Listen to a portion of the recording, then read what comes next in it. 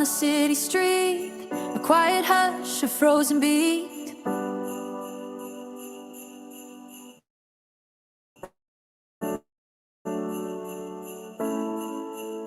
December air, sharp and cold, a story waiting to be told. We gather round a fading light, seeking truth to make things right.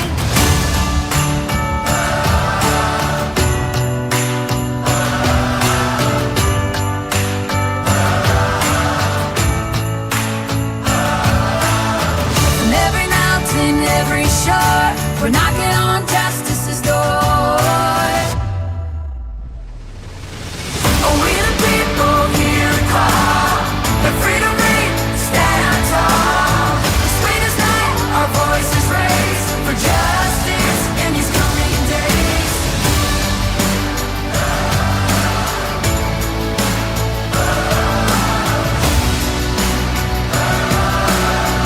Let truth like a river flow.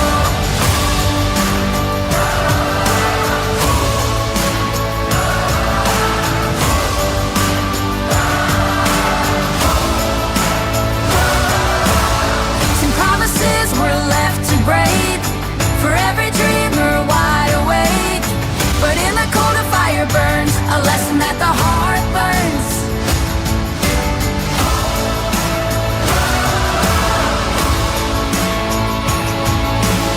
From every valley, every door, we're asking, what are we fighting for? Oh, we the people hear the call, every ring. For justice in the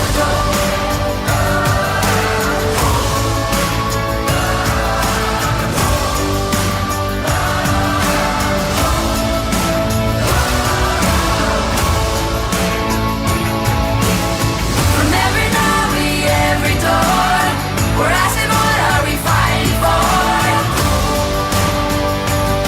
Oh, we the people hear the call, every ring. For justice and clear the flow. For the silence and the lost, we remember the cost. For the future we must build a promise to be fulfilled. Seeking justice, let truth flow. We the people, let it snow, let justice grow.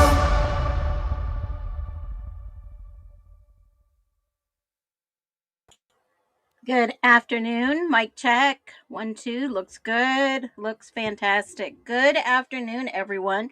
Today is the 15th. 10 more days till Christmas. I hope y'all are ready. Are you all ready for this new year? Everyone ready? Let me just grab me some water real quick. Ugh, I must have the holiday yuck. Ick. Whatever you want to call it. Sick. All right. I see a lot of you are chit-chatting already, welcoming each other. If you jump in here, please hit the like button. I've got a lot to cover today, and it is getting very interesting.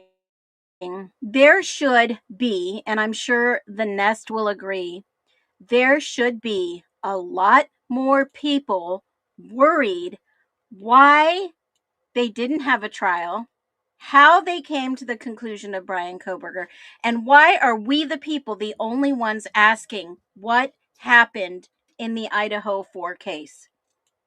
I definitely don't see any parents speaking up. I definitely don't see any siblings speaking up.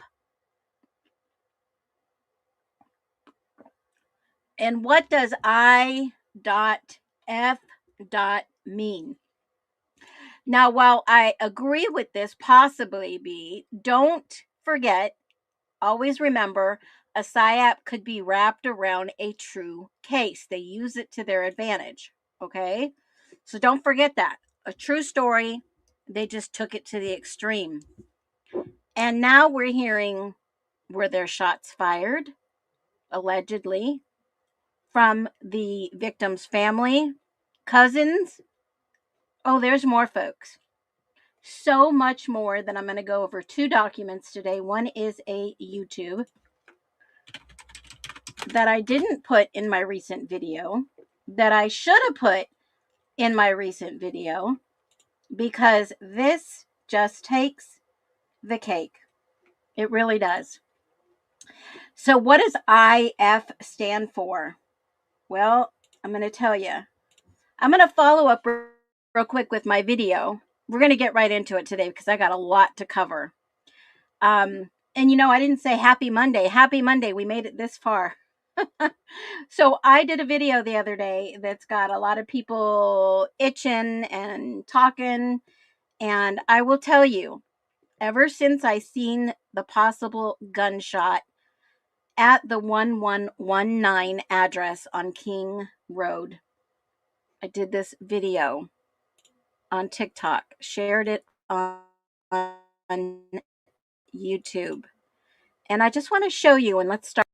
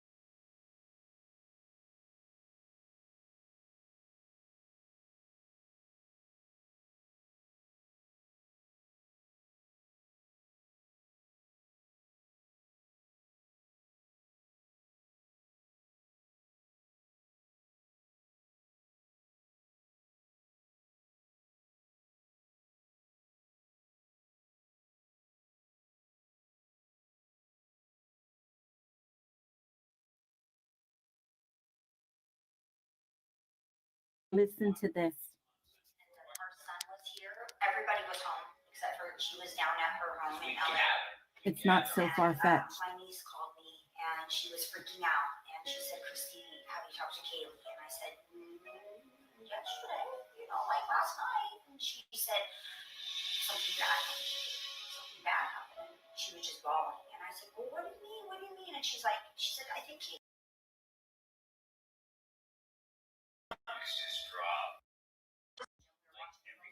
Listen to this.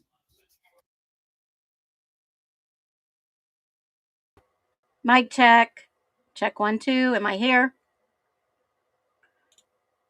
Hopefully you can all hear me, and hopefully you can hear the video. Let me know if you can't hear this video. Her son was here. Everybody was home except for she was down at her home in LA. It's not so far fetched. My niece called me and she was freaking out and she said, "Christy, have you talked to Kaylee?" And I said, "Yesterday, like last night." And she said, "Something bad happened. Something bad happened." And she was just bawling. And I said, "Well, what do you mean? What do you mean?" And she said, "I think Kaylee's dead." And I said, "Well, what do you mean?" And she said, "There was somebody just called me and they live down there. And she said there was a party last night, and somebody went in and shot the party up, and Kaylee was shot." I was like, "What?" And I just threw my phone. I started screaming. I started telling everybody to call Olivia and to get all. And let's listen to what Nancy Grace said about this. How 4 students can be overcome by one person with a knife, not a gun. Olivia Gonzalez isn't waiting for police. She's tracking down her own leads to find her sister Kaylee's killer. We're not getting any answers, and we're not going to settle for that. It was Olivia who found the potentially crucial video of her sister and Madison Mogan at a food truck just hours before they were murdered. She also tracked down their Uber driver. I found neighbors' ring camera footage so that I can verify that the Uber driver took her home. She's also raising questions about why her sister called a young man named Jack multiple times the night she was slain. At 2:26 a.m., Kaylee starts to call Jack. Kaylee calls Jack 6 times between 2:26 a.m. to 2:44 a.m. gosh. So there you have it. It is possible that they were indeed pepued. And also, who is this Jack that Olivia was referring to? I just don't think, in my humble opinion, alleged that it was Jack DeCur, her long boyfriend, that they were broken up at the time. Could it be this other Jack Showalter that walked home from the grub truck? Well, they took an Uber that was seen at the grub truck with them. Is that the Jack that she may have been calling? I don't think we'll ever know unless we get the answers from either A, the family, or from a FOIA request, because those are where all these answers are coming from now. And if you watch the video I shared, this one that's next, you'll have to question, were they indeed pepued? You know the drill. Right here. Watch the window. I'll zoom in as much as I can. Right below.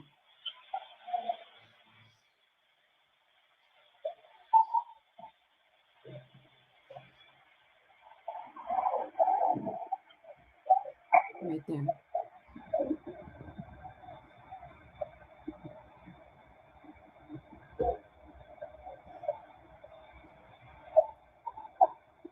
I don't think that was a taser. Could have been exactly what her family said. And let's not forget, just a reminder, remember these guys?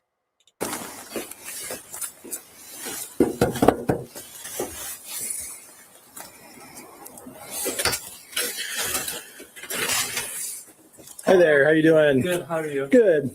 Hey, so we're conducting an investigation in the area. You guys are probably already aware. Yeah. Did you guys hear anything out of the ordinary last night? Did not. Nothing. Not as no gunshots or anything like that. Freaking me. I don't know. Now, how odd is it that he says that word? Listen. Hey, so we're conducting an investigation in the area. You guys are probably already aware. Yeah. Did you guys hear anything out of the ordinary last night? Did not. Nothing. Not as no gunshots or anything like that. Not as in no gunshots or anything like that. Freaking me. I don't know. Somebody heard from that that it was gunshots. Somebody said to somebody that I heard it from that it was gunshots. So I'm kind of weirded out because I sounded kind of weirded out because I didn't hear anything. Well, you may have not heard it if you were asleep. Okay, where did you hear that from? Oh, my sister. Yeah, I don't know. Did they go talk to his sister? Did they go and do a report, a witness statement? Been talking to people and she's, I think, got the vandal alert, and so she texted me just to make sure. Okay, but didn't hear anything out of the ordinary. Okay, thanks, guys. Are we blocked off in here right now? You guys are welcome to leave and come back. Just there's going to be. I was coming back with my car because I left earlier, and I saw that there was like a cop car blocking the. Yeah, we're just trying to limit the amount of. Down there. Okay, yeah, you're able to leave and come back. So. Okay. Thank you. Yeah, thanks.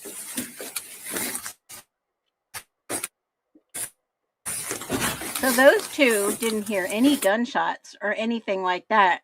Jeremy, at the end of the top of the apartments, didn't hear any loud parties or anything such as that.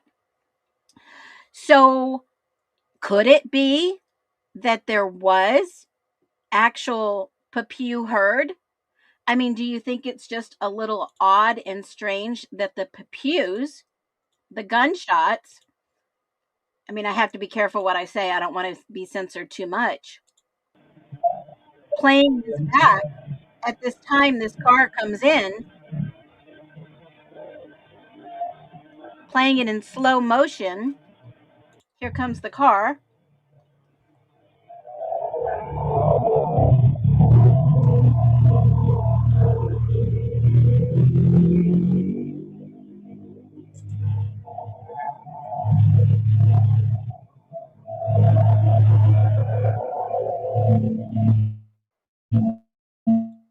about the time that car pulls in, wherever that came from was either inside that house, a reflection of the outside, either to the right or to the middle.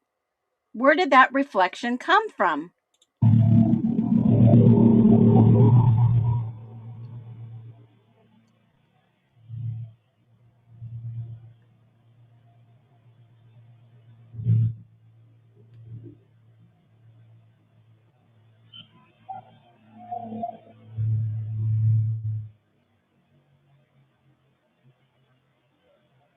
This is very slow motion. You can see the car goes all the way to the back of the parking lot, like I showed you on the Linda Lane footage. You can see its rear view lights in the third story of 1119. And by the way, this 1119 across the street that we're looking at with all the windows, that house is actually 11 bedrooms, folks. 11.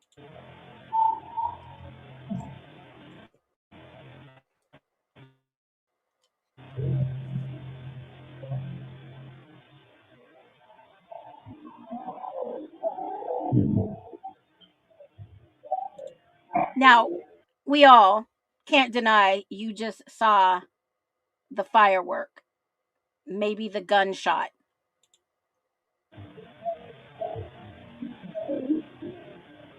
Now I'm going to put it in regular speed. You will see two individuals leave shortly after. And where they ran off, either behind this house or behind JD's house on the left, white on the top, brick on the bottom. Because remember, in the ISP report, it was said that at JD's house, there was residue and blood, blood, presumptive.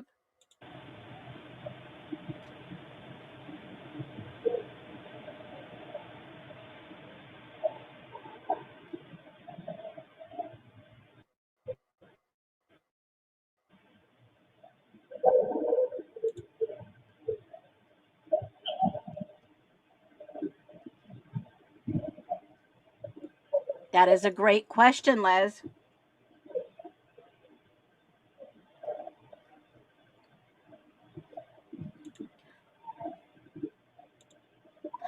So I'm going to let this play for a minute and finish my thought.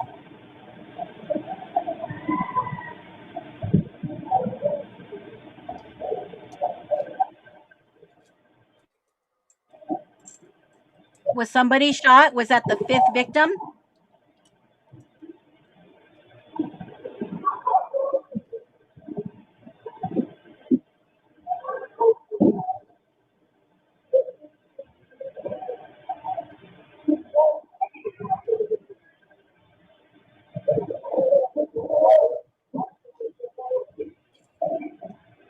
They casually walk out.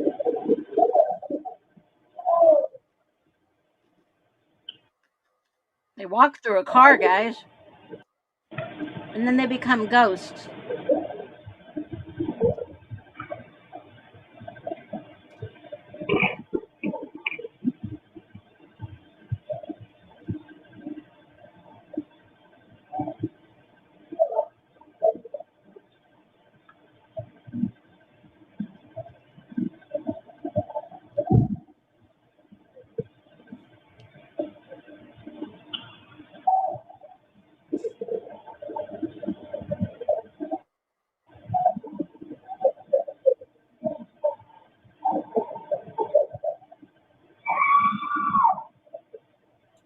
Now, to me, if I had to take a wild guess, assumption, somebody walked into something and they either screamed because it was horrific or somebody grabbed them and they let out a scream.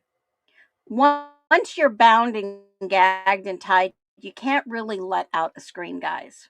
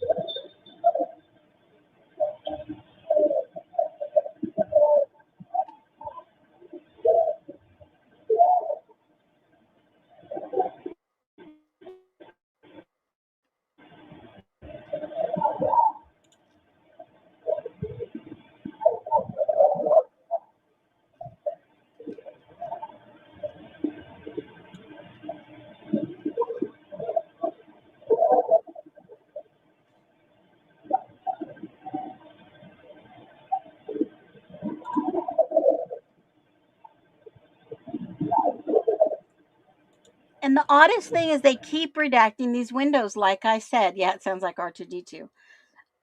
A bunch of party noises. That's what the pro-burgers or the guilters are saying. It's a bunch of party noises. Ignore it. It's always a party. Well, the only party I hear is this horrible, horrendous, like, fighting party. Was it a deadly fighting party going on? Did they have fights in this basement? Because if you remember the house, I shared the picture with you. Is it like, or did they have a basement? Did they have a fight club down there? We know there's a basement. Here's the picture of the house. On the back side of this house, you can definitely see this house had almost 11 rooms. 11 rooms, folks. That's the house. So when you start looking at this house, there is a basement. I mean, clearly these houses on the street have basements, right? The 1112, the 1122, the 1119 here, they clearly have basements. But was this a fight? Was it a party gone wrong? Was it a party and a fight gone awry?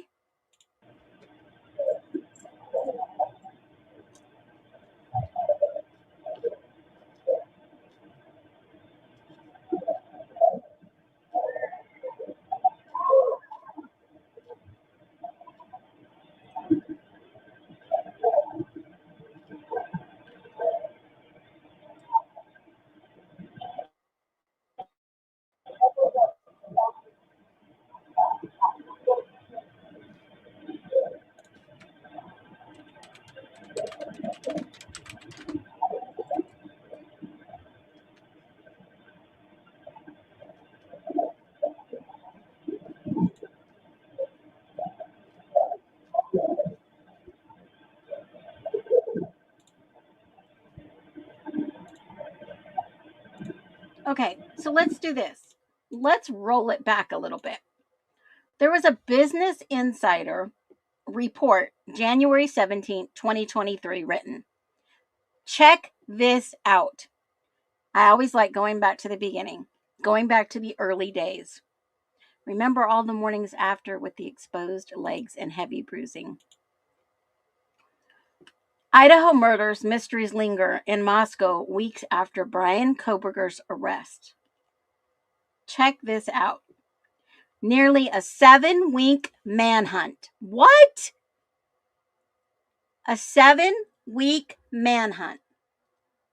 Brian Koberger's arrest did not reveal a motive. That should be red flag number 1. If I.F. Does anybody guess what if means? These acronyms for this stream? Drop your thoughts below. I'm going to keep reading. Court documents in the case laying out prosecutors' theory of crime raised new questions. Right? What manhunt? Okay. The long stretch between the killings when police were called is one outstanding mystery. That should be the 3 red flags there, guys. Oh my gosh. I never seen a manhunt. There were internal documents that were confidential that were shared of a 2011 to 2013 Hyundai Elantra. It didn't include Koberger's year, make, or model, with or without fog lights, guys. I just have to laugh at this. Oh, there's so much more. Okay, so when you start to look at this article, Moscow, Idaho. As students return for spring semester, this small college town in wheat farming country is still grappling with the brutal killings of 4 vivacious University, Idaho students.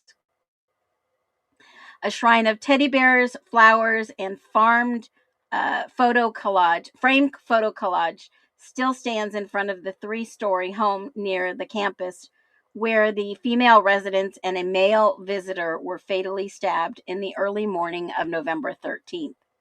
On Main Street, a table in front of Mad Greek, a restaurant where two of the victims work, holds 4 candles, each bearing the name of each victim. Madison Mogan, a senior in marketing from Coeur d'Alene, about an hour and a half drive north of Moscow, was remembered for treasuring her friends and dreaming of world travel, according to the interviews conducted by Insider and reports published in other outlets. Kaylee, 21, was excited for her planned post-graduation move to Austin to begin a marketing career. Ethan of Conway, Washington, was remembered for his brightest smile, sense of humor, as a triplet, a love of playing sports with his siblings. Xana, who grew up in Idaho and Arizona, was remembered for her loving independent life in college and for her fierce spirit. Boy, these people who all live there together different walks of every lifestyle you can imagine.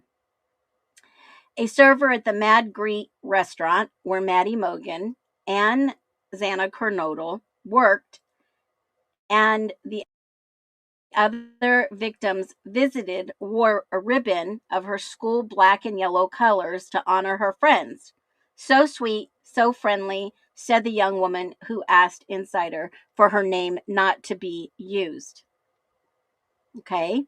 Now it says, nearly after a 7-week manhunt, questions about what could have motivated someone to harm the students grew even more pitched after the police finally arrested a suspect on December 30th. Okay, we know after reading the reports and what ISP has said that it was a system error that his name was outputted on December 5th. Okay. Now, despite attempts to make sense of these killings, a motive remains elusive weeks later. And still, after years later, still no freaking motive. That should be red flag number 4. Any questions have mounted about why the surviving roommates waited just before noon to call the police after she'd seen a masked man in their home around 4. Do you all believe that she saw Koberger or a masked man in her home? Do you guys really believe that around 4 o'clock they saw a masked man? I remember that. I definitely remember that. No, I don't think so either. I have a feeling when the argument or the fight started going down, Bethany and Dylan took off. I think that this was the narrative the police planned for her to carry on so that they could convict this guy, a stand-in patsy, in my humble opinion, alleged, of course, so that he could take the fall for this enormous cover-up. You know, have you all ever seen that show Lioness? Anyone? Where before they go get their mark, they put in these assets. They put in the assets, they put in the stand-in, and they put in the person that goes in there. This was a true program. And, oh gosh, the internet didn't like that.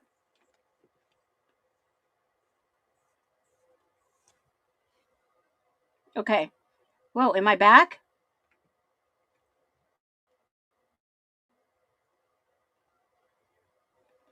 Hello, hello. Can everybody hear me?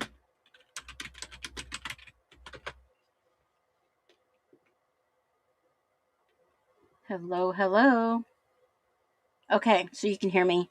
My system just totally skipped. It's weird. Having trouble to connect. Oh, interesting. Every time I start talking about something really good.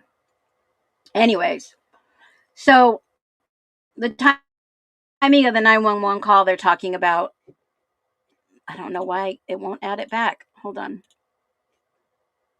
I'm going to drop the link below so you guys can see it, because this internet or somebody just doesn't like what I'm talking about. Okay. So they throw in an asset before they get their mark, right? There's the Business Insider I'm reading from. So the police, Dylan told the police that she thought she heard was crying around the time of the alleged murders, and a male voice she didn't recognize. It's okay. I'm going to help you. She told authorities that she went to her door. She saw a man dressed in black wearing a ski mask coming toward her and froze. Red flag 6. I don't think that would take place. But after he exited through the sliding back door, she can't see. Red flag 7. She locked down her own bedroom and went back to bed. I don't think I could ever sleep if something just happened like that. What? Would you be able to sleep after something like this? The only way I'd be able to sleep is if I took something. So she finally called 911 at 11:58. Well, we know that she wasn't the one that called, right? Now, if she's saying that this happened at 4 a.m., and Xana, we know that they tried to tell us was the last one to be unalive because she had her DoorDash. How in the world did everybody have defensive wounds? They all had defensive wounds. Every single one of them had defensive wounds. And as I showed you in the officer's body cam, they were all talking about the hands. They had defensive wounds. Those officers walking that scene knew that they were all awake. They knew they were all awake. Whether she had a friend come get her that was close, perhaps, don't know. But how could Xana have gotten her DoorDash if we're hearing these screams at different times? That's flag number 7.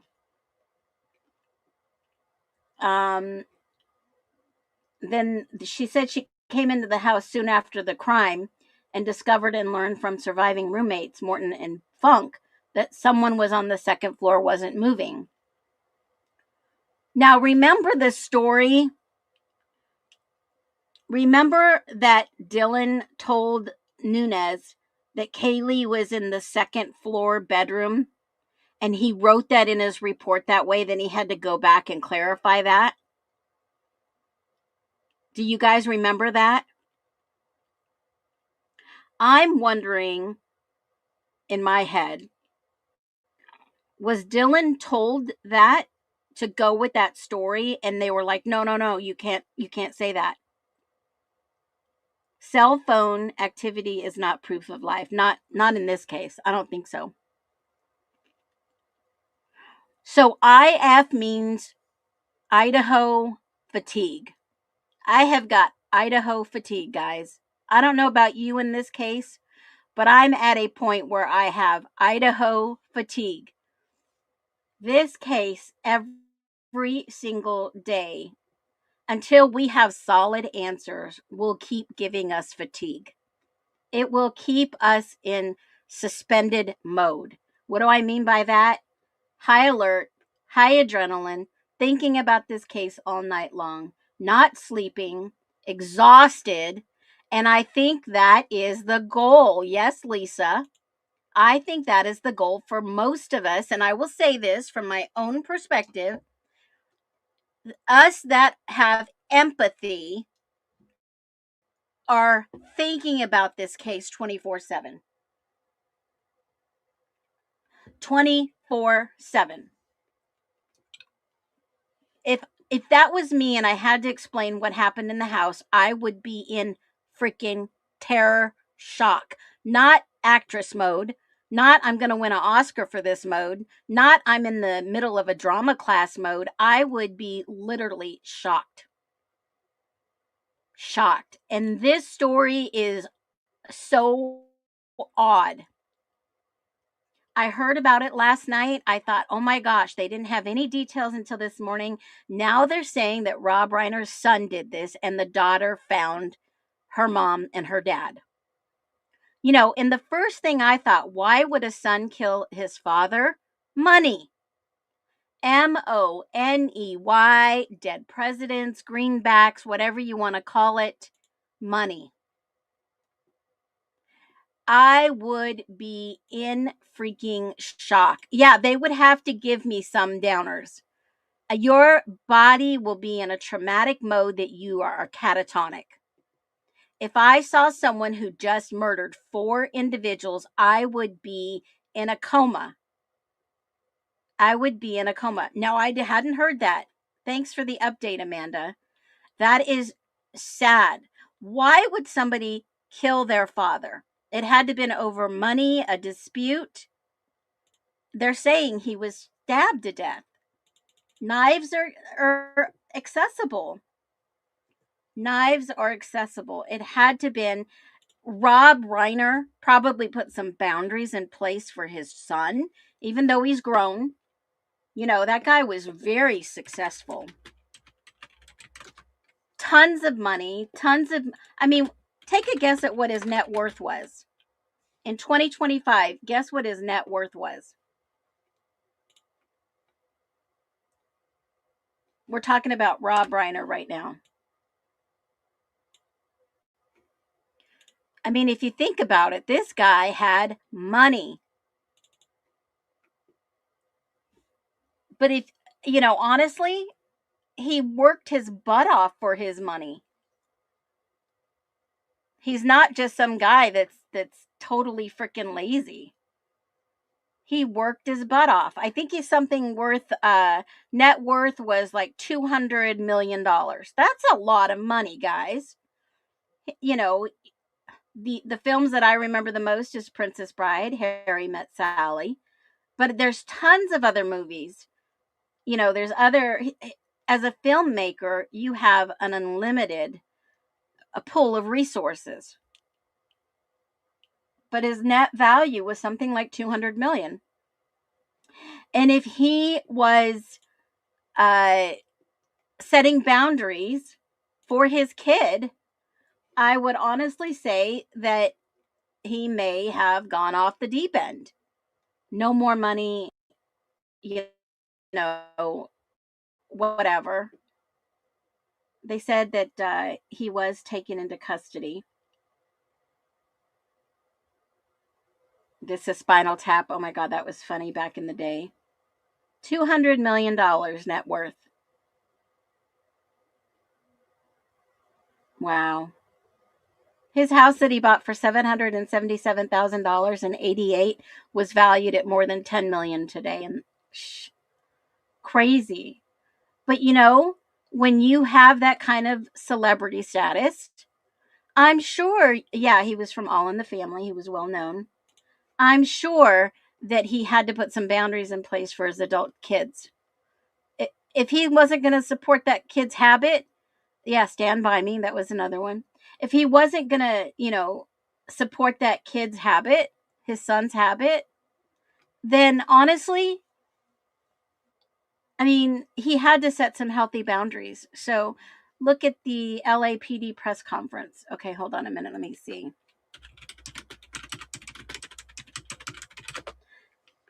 Let's see, 13 hours ago. Let's see what he says.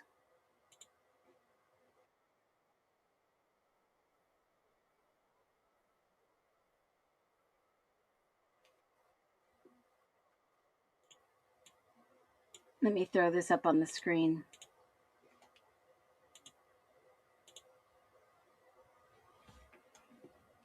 God, that is sad.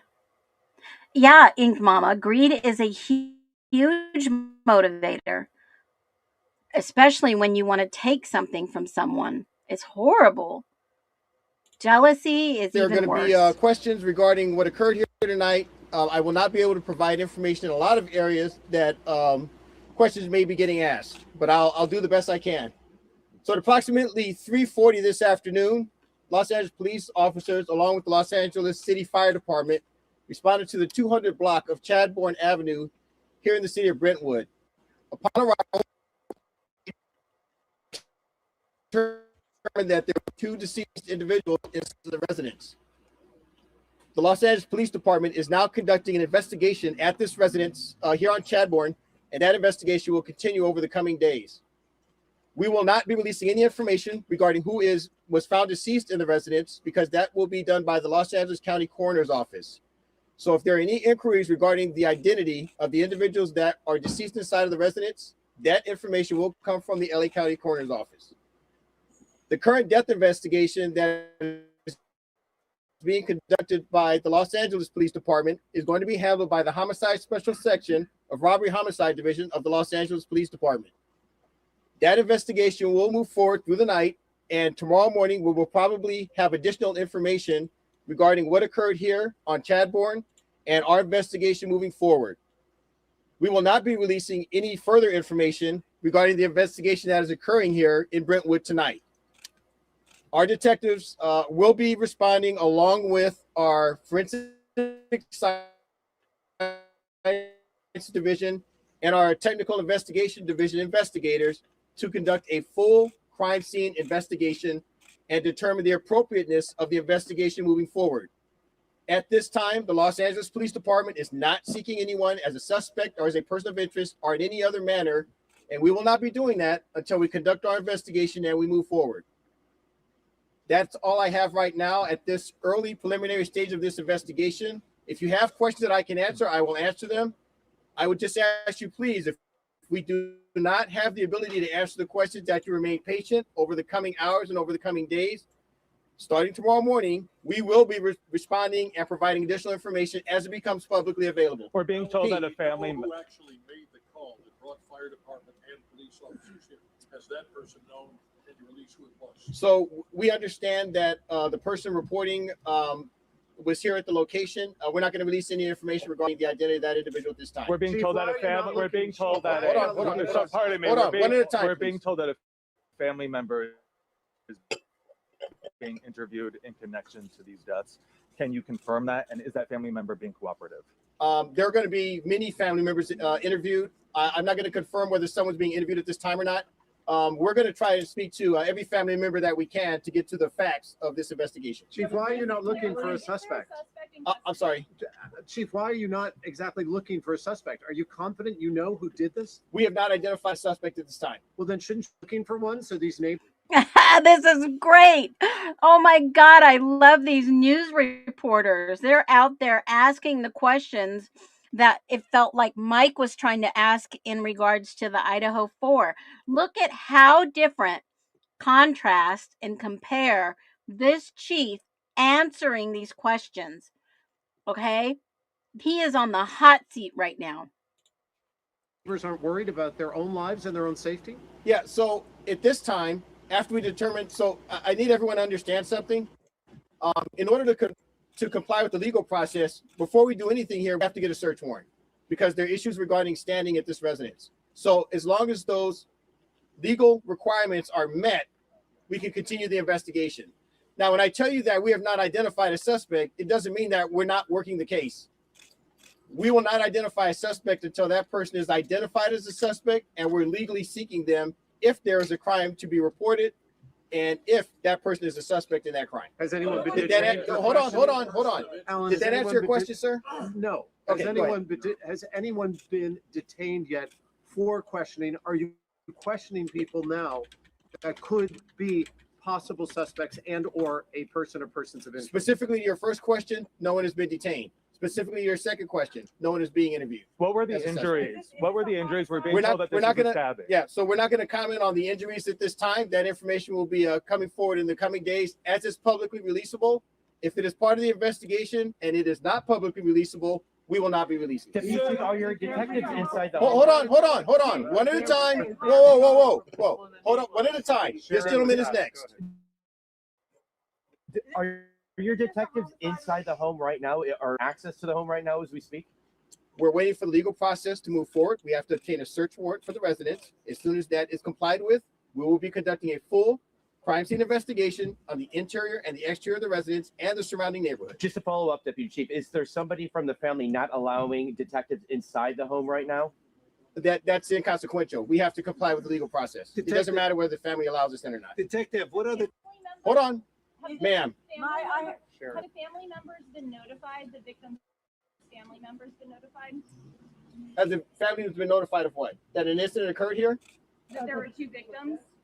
I believe the family's aware. In other words, why are you not releasing their names? They're out there, that's going to be the Los Angeles County coroner that releases the information. Chief, is this a homicide? Ma'am, go ahead. Your question first. Yes, is this a homicide? At this time, it's a death investigation. Again, until we get inside and we make a determination, we can't call it anything. So we're going to conduct that Hold on. We're going to conduct that investigation at the appropriate time. We will identify what kind of incident it is, and if it's determined to be a crime, we will seek the suspect. We will bring them to justice, and we will take them into custody. The mayor has confirmed it's the Reiners. Oh, man. Just like the mayor confirmed and told the newspaper, the New York Times, the next day that this was a crime of passion and a targeted event. Can you believe that? The mayor here is telling him something different. Already confirmed it's the Reiners. Can you tell us any more? I can't speak for the mayor, but I can speak for the Los Angeles Police Department. The Los Angeles County coroner will identify the decedents that are inside of the residence. And that will be, that will be the official notification and the official identification of the decedents inside of the residence. Under what circumstances were the bodies discovered? I'm not going to address that. Can you give us more details about needing the warrants and the family not letting you in? Can you just explain more? Sure. There's a legal process whenever you're going to conduct an investigation at a crime scene in the state of California. There are certain requirements that you have to meet in order to conduct a thorough investigation.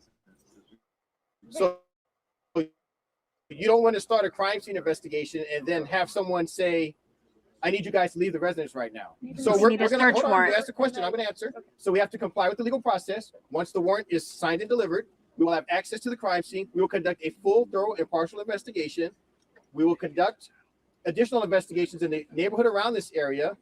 And then with that information, we will go forward with the investigation, whether it is a death investigation or some other type of investigation. Besides robbing his wife, were there other people? And I do want to be clear. Hold on. I want to be clear with one thing. Wherever we can be transparent and provide information to the public, we will release it as soon as we can. It's been said. Is there an understanding about when the decedents may have passed? No. That's going to be determined by the coroner. The coroner's not here. It's been about 6 hours since the first report. Why is it taking so long to gain access to start this investigation? I don't understand. Well, it's been 6 hours since police were first called to the scene. Why is it taking so long for this investigation? Just to be clear, there's an initial investigation when the patrol officers arrive. When they make a determination that detectives are needed, they will back out. We will conduct a sweep of the area to make sure that it's safe. And then we will comply with the legal process, and then we move forward. I'm not giving you the exact timeline on that, but I'm telling you that it's moving forward. Pete, you had another question. Bam, you heard that. Moscow Police Department trampled 1122 King Road all over the place, while the ISP waited outside until 5 p.m. to get the search warrant. One, how soon do we anticipate getting a warrant where you're able to search the entire property, interior and exterior? Second, do we have an ETA on the coroner's arrival? And once they arrive, make an initial determination, will they be able to give you identification that you can then release? We'll be obtaining the warrant in real time very shortly, if we have not obtained it already. In terms of the coroner's ETA, I cannot tell you when their estimated time of arrival is. Chief, we're already in communication with the coroner's office. But as far as the overall investigation is concerned, beyond the initial determination, we have two scenes inside. We really haven't done anything in the way of any kind of forensics on the death scene itself, right? That's correct. We've only done preliminary investigation at this point. The bodies remain inside, correct, Chief? Okay, so nothing has occurred inside the house. The house is in the exact same state it was when the officers arrived, just to be clear. Chief, are we safe in Brentwood tonight? I'm sorry? Are we safe in Brentwood tonight, Chief? I can't hear you. Are we safe in Brentwood, the neighbors of the community? Oh, are we safe in Brentwood? I'm sorry. Yeah, so we have officers here at the scene. We have officers in the area. we're not looking for anyone in the Brentwood area at this point. We're not looking for anyone because we're still working on that part of the investigation. Chief, besides the Reiners, hold on. Someone over here had a question. What can you say about the fact that it's been reported it was the son of the family? I don't understand. I love the way he answers that response. He knows the legal law procedures. When she tried to get him. Listen, does it let me put on? Yeah, hold on a minute. But reported by who? Hold on. Someone over here had a question. What can you say about the fact that it's been reported it was the son of the family? I don't understand. Rob Reiner's son is. But reported by who? People. Okay, I don't know. People magazine or people in the. I don't know anything about that. Yeah. That did not. Hold on. That did not come from the LAPD. Go ahead. Deputy Chief, can you give us a sense of how many witnesses, if any, you guys have been able to talk to? Are there people you've been able to already touch base with who've been giving you useful information in terms of what unfolded inside that home? So we've already been talking to the neighbors. We've already been canvassing the neighborhood and speaking to residents that live around this area. So that's part of our investigation. In terms of someone that may have information regarding what happened inside the residence, we're not going to release that information. That'll be part of the investigation. Were there other family members living? There's been no reports from the neighbors regarding hearing anything or seeing anything that we can release to the public. Were there other family members residing inside the house besides Carl and his wife? I don't have that information. Timeline of this murder. We haven't established that yet. We will establish that soon, and then that'll be part of the investigation. Cause of death. The part that is publicly releasable, we will release. The cause of death will be released by the LA County coroner. Are you looking into them being stabbed? We're looking into getting the information from the LA County coroner when it's available. Were any over here had a weapons found at question. the Yes, scene? ma'am. Where in the home they were found? We didn't say. Were any weapons found at the scene? We didn't say anything about weapons either. Thank you. Okay. All right. Thanks, Chief, everybody. thank you. Again, Chief, Alan, we're releasing- calling this a double homicide, So correct? we're calling it a death investigation at this point. Why So is the I- robbery just to be- homicide unit involved, sir? Are you able to explain that? Well, it's a homicide. Yeah. So what's the robbery aspect to it? Are you Oh, looking at So robbery no, that is sorry, involved in I this at didn't. all? I didn't mean to be flippant. Let me be specific. There was recently a change within the department. Robbery homicide division handles all homicides now in the city of Los Angeles. So I apologize. I didn't know if you knew that or not. All homicides occurring in the city of Los Angeles are now handled by robbery homicide division as of the end of October. So we handle them all. Okay. Thank you. All right. Thanks, everybody. Wow, he is like spot on, right? He's just giving it to us like it should get. Now, somebody mentioned Destiny Martin. I want to run over to that real quick in the Idaho 4. This was Destiny Martin, by the way. With the LCSC Pathfinder, can you lend any insights into the possibility that the murder weapon is linked to the ROTC program? And also, you mentioned that the analysis unit is here. Will we be able to hear anything from them about a working profile they possibly have? We're moving swiftly into Now, the business. where would she have gotten that information? Think about that for a minute. Where would she have gotten that information? Let me just state what she said.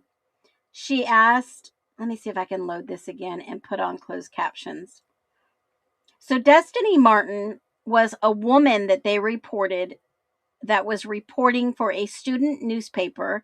She attended a press conference in Moscow police by, the Idaho 4 murder case and asked questions to officers about the progress of the probe. Okay. She wasn't. She was a fake reporter asking questions to police about the case. And that is what this independent is reporting. So she basically asked, is this like part of the ROTC program?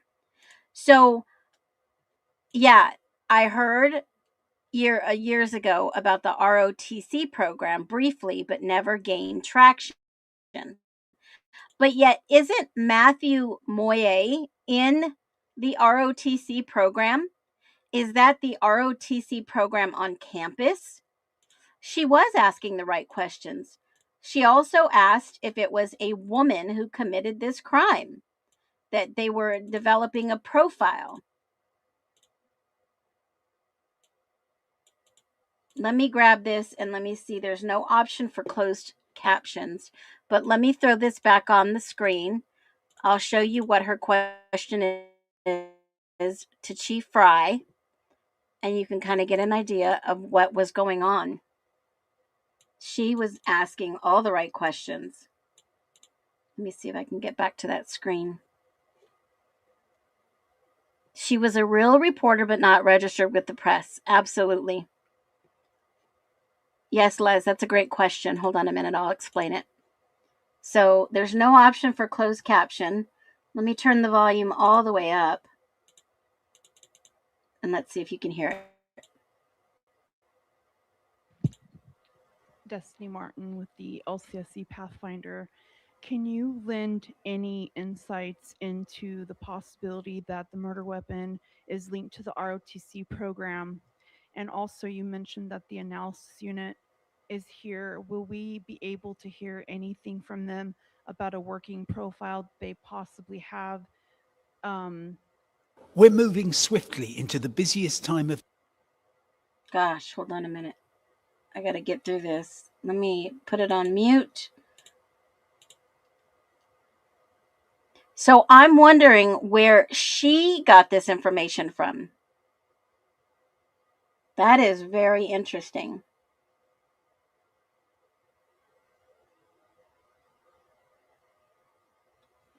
Let's see.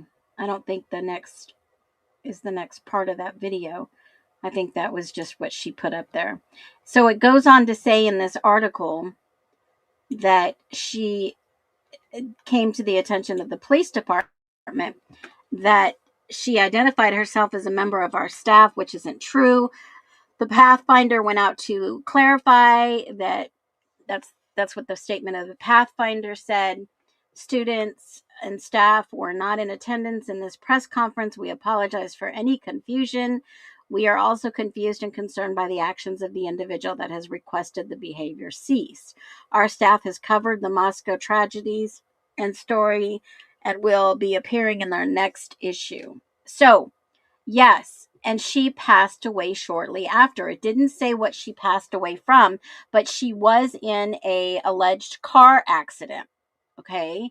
That's exactly what they said. The newspaper was trying to say that she was misidentified, that she was not part of this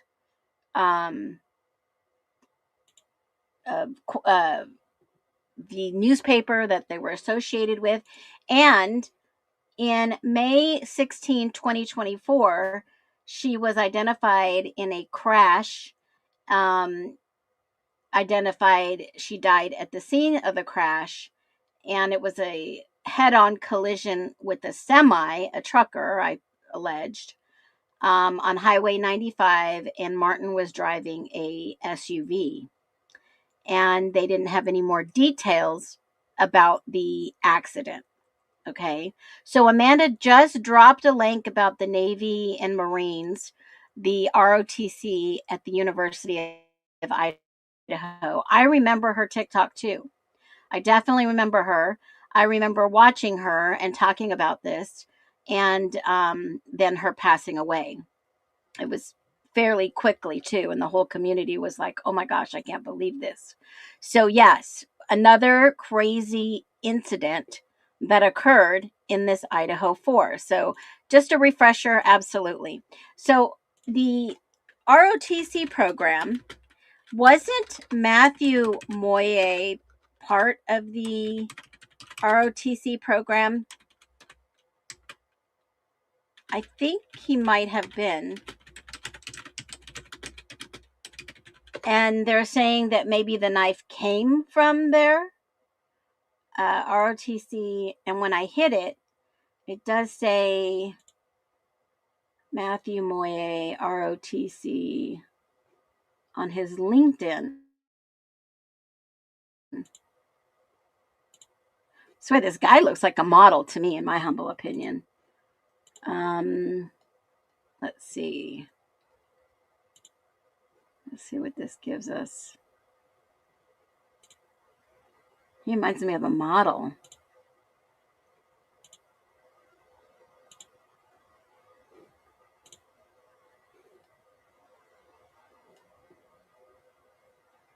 And you know what's odd? He's got a couple of different LinkedIns. Let me show you what I found the other day. This is really odd. It says University of Idaho. Let's see if this pops up here. Okay.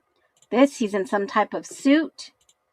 And then his other one, he looks like he's more in his military gear. Unless there's two people named Matthew Moyer. Here's the other one that I found. Contracting officer, second lieutenant. Now he says is in South Dakota. So he was at the University of Idaho. He left in 2023. Companies that he's interested in is the Department of War and Lockheed Martin. Very interesting. Very, very interesting. His background. And maybe that's why it may have been a issue of national security if somebody in the United States military was involved. The dude wearing a USMC during the campus scene. Yeah.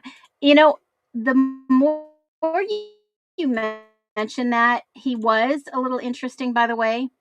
But one thing that I noticed is in this, I'll take it back to the UNC guy. Hold on.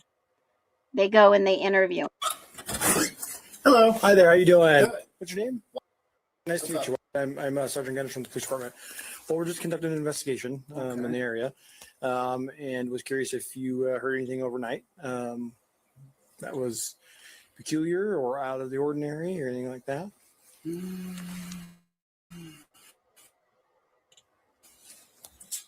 I know I was up till about 2 a.m. I'm sorry? I know I was up till about 2 a.m., but I don't recall hearing anything. I guess I did have my headphones and I was listening to music pretty late. Okay. Yeah. Yeah, no worries. Thanks, man. Appreciate it. Yeah, Take you're care. welcome. Thank you, sir. Yeah, have a good rest of your night. I was up. Yeah, it did have it engraved. I was up. I don't think this guy is practicing in ROTC. I don't think he's doing any reserve training. Somebody may have just given him a shirt or he liked the shirt, but maybe he's been retired from the military and not doing any physical training. Okay, that's just my humble opinion. Okay. In the area. So that is the I wasn't in the military. Yeah, absolutely. Anybody can wear a USMC shirt. Anybody can have an uncle give them one, yada yada yada. But yeah, that's our humble opinion. I remember watching her lives and she was afraid for her life because people were threatening her. Well, she was in the area, I bet. And yeah, Amanda, you're a rule breaker. But you know, if we have relatives in the military that gives us shirts, yeah. I don't think this guy was suspect unless he was with some club or maybe he belonged in the chess club. Come on, guys. The computer club or something like that. Remember, in this building, there are working individuals, not just the students that were living here at Queen Road Apartments. What they called was the ghetto, right? Why do you ask? Because my hubby is a Marine vet, scout sniper. My dad was a Marine, and he was a sniper.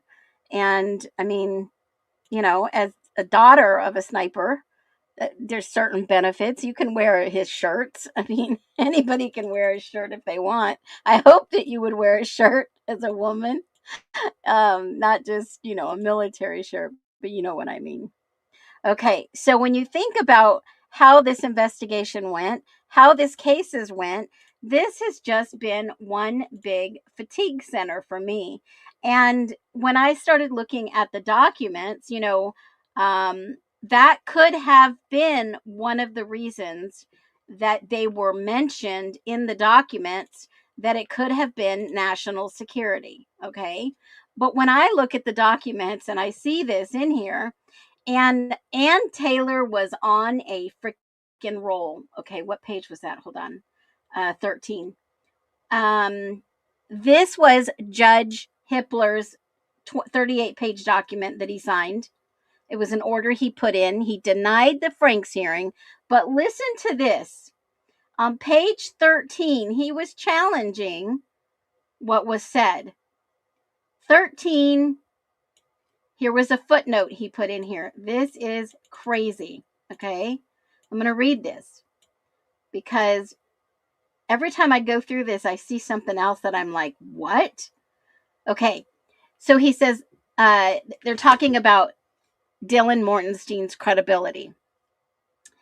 And he's basically saying that Brian Koberger and his team have not established that her Dylan was able to hide certain things, and then it was misinterpretation, okay, alleged interpretation, and that her actual statements was exculpatory or otherwise material to probable cause. So it warranted that there was going to be no Franks hearing. There was no Franks hearing. There was a hearing on a motion to have a hearing, but he was denied that hearing. So there is no evidence law enforcement intentionally or recklessly omitted information bearing on DM's reliability or that such omissions were material to probable cause. But he put up here alleged misperception. And you go down and read what he wrote. It says, based on defendant's proffer, that's the defendant's stance, his offer of testimony, his offer of record. It says, it is not a foregone fact that DM was mistaken when she said she heard Miss Gonzalez, DM, reported it was approximately 4 a.m. See, this is where she screwed up. This is where she messed up. As she heard Mrs. Gonzalez walk upstairs, then run back down the stairs saying, someone's here. Mrs. Cornodle received a DoorDash delivery at the residence at 4 a.m. See Payne's exhibit at Bates A 5160. It is entirely, this is the judge speaking, it is entirely possible that Miss Gonzalez ran downstairs when she heard the delivery person and then went to bed, after which she was killed. Okay, now, let me just say this. If someone had been mistaken and she said someone's here, that would be like an oxymoron. Because if she ran downstairs and said someone's here, like the delivery person, and she went back to bed, don't you think that she would have stayed up to see who that individual was? In my humble opinion, the timing is off, the statement is off, and when you think about it, if a DoorDash was delivered at the residence, which we've never seen, zero confirmation that it was ever eaten, or who ate it, who was the saliva, or who were the fingerprints on that food. There was no forensics done to figure that out.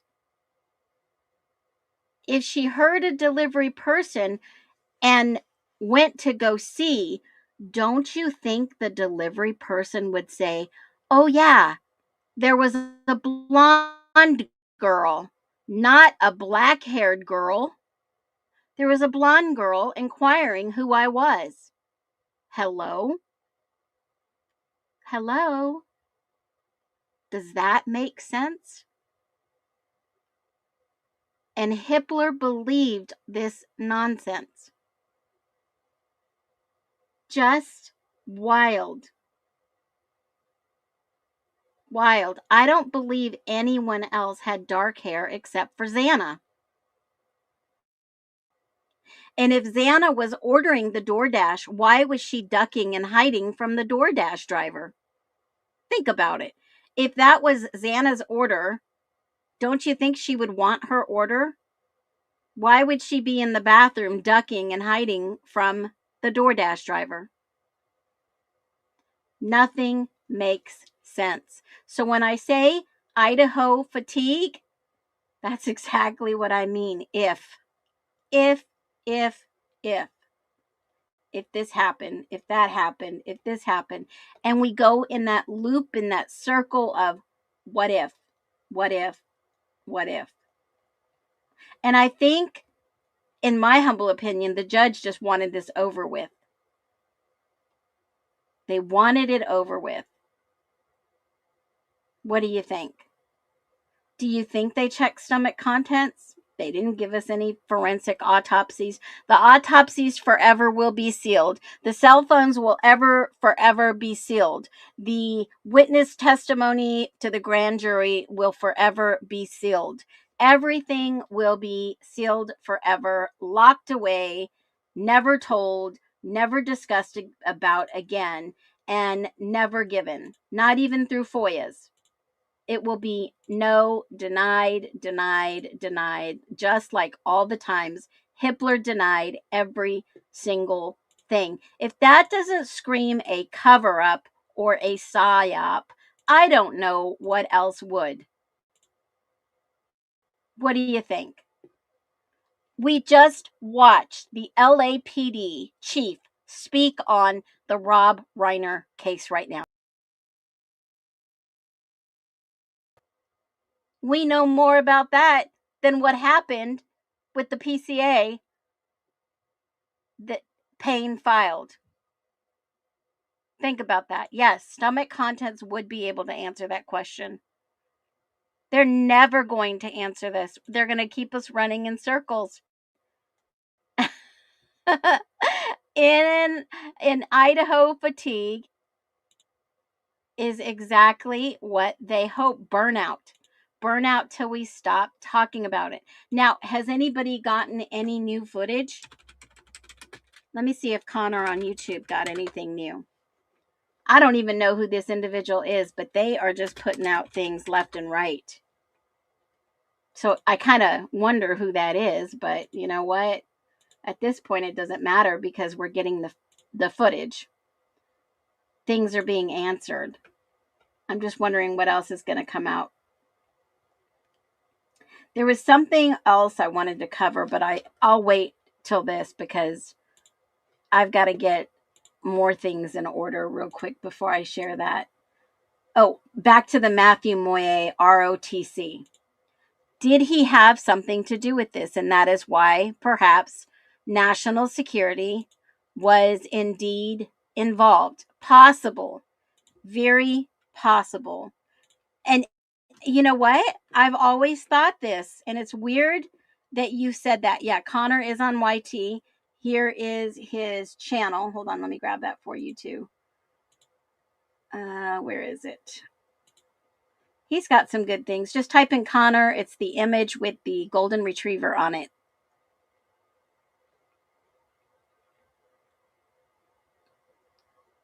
Model Scout. Yeah, former Model Scout. So I will say this. No matter what you guys think in this case, I'm sure there is something else involved. So there is ROTC at the University of Idaho. Here's an overview. You can go to the link that Amanda dropped down there. It is a little ways up. Let me just see. I know she dropped it in here. ROTC is in here somewhere. I think the stream is too long. Hold on. Okay, so here is the ROTC. It teaches military science both in classroom through laboratory instruction. And these are the people in charge of this. And they were saying that what if the weapon, Destiny Martin was talking about what if the weapon came from the Army ROTC program. So I don't know what they issue for the ROTC, but let me just take a look at this. They've got scholarships for veterans. They've got all kinds of interesting things in regards to the, I don't know. Let me just do a quick, I don't think ROTC, they don't issue weapons. Has to be their own. No, it doesn't. They don't issue weapons directly to cadets. I didn't think so. They're instead, cadets maintain accountability for their own weapons, which they carry on their persons during training. Well, who else was in the ROTC? Oh, that's a great question. Who else was in the ROTC program at the time? In 22. Who was in the ROTC? Where did Destiny get that information? Who was in the ROTC at that time? She had to have got that from someone. Maybe a local that said something. Amanda needs to be working for the F. My uncle teaches, and the stories. Oh, yeah. Oh, I tell you. It's wild. I don't know. I don't know if there was anybody involved. The only one that I saw in the investigation, let me see. There was only 3 investigation documents for Homeland Security. There was number 8, Homeland Security investigators TFO Sage Collins and the State Police Matthew Wernsing. This is the witness 22, lived in Parma. I believe that was Hunter Johnson, wasn't it? Hunter Johnson is from Parma.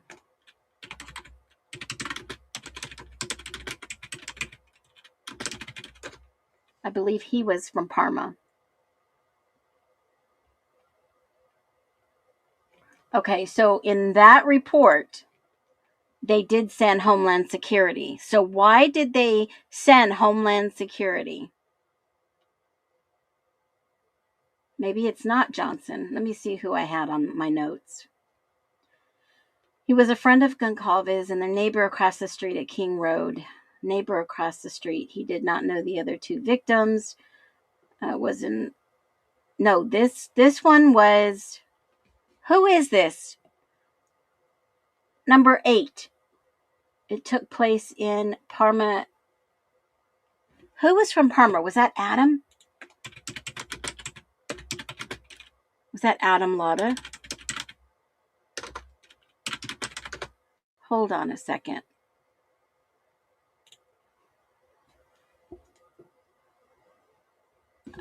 Hold on a minute. I think.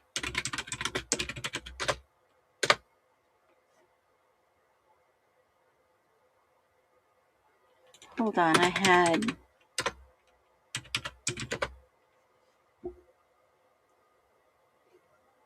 No, he lived in Buell. Sorry.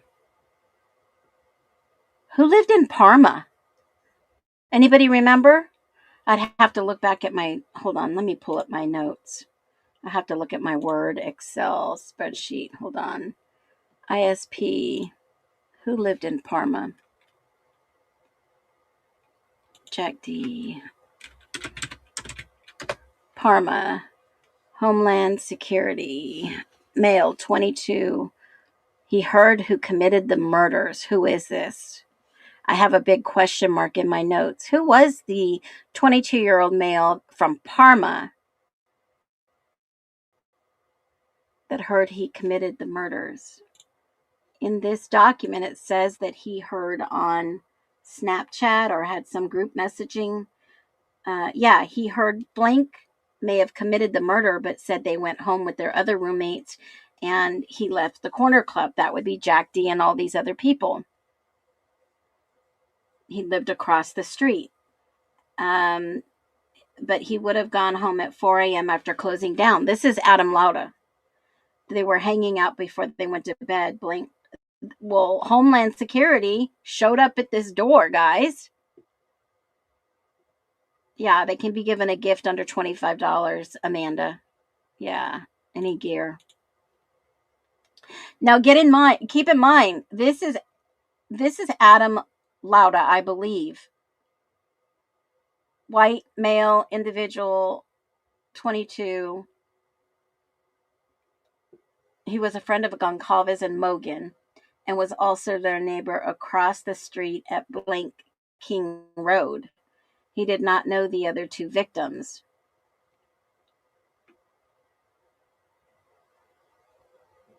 Who is this?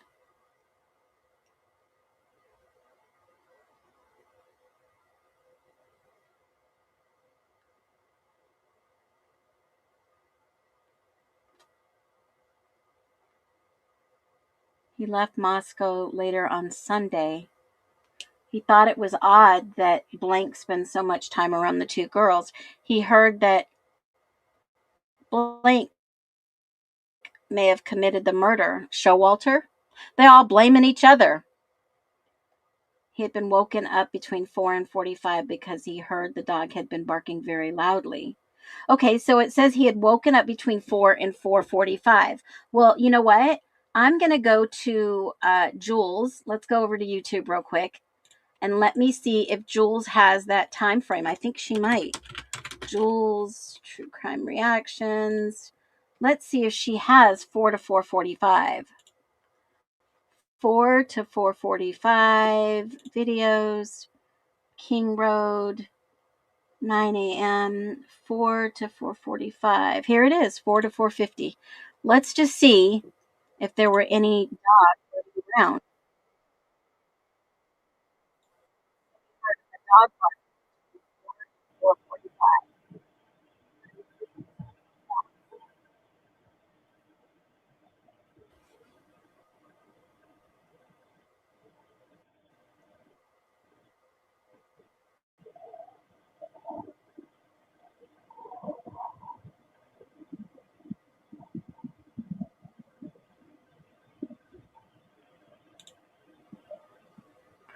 I think it's Adam.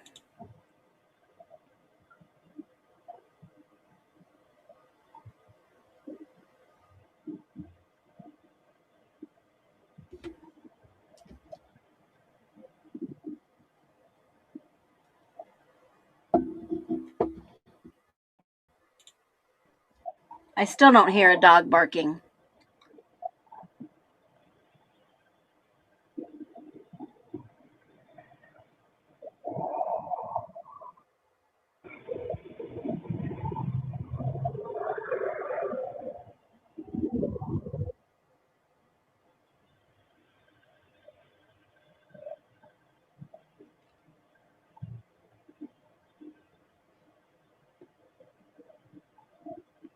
Still don't hear a dog barking.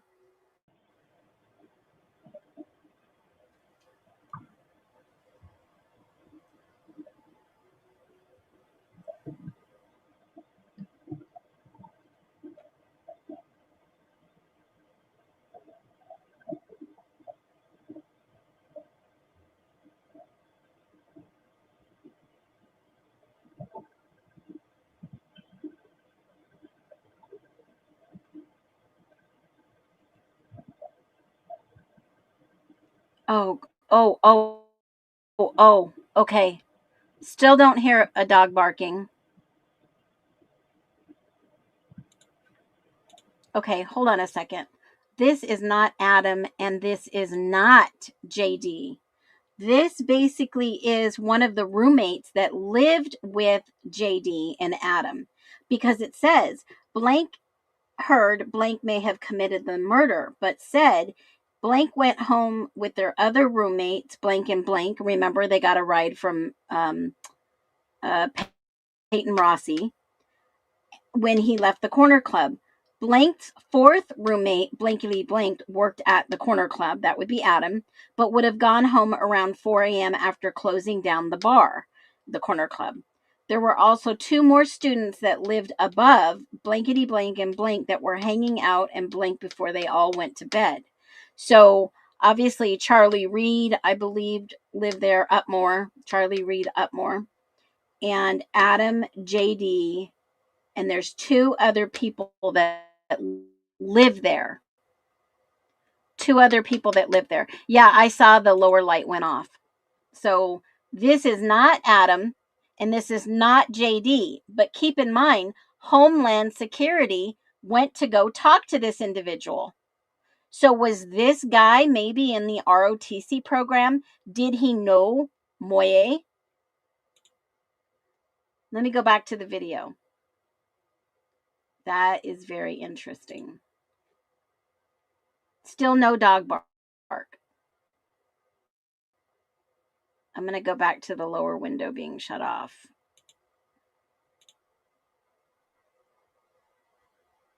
Turn the light off at 4:05.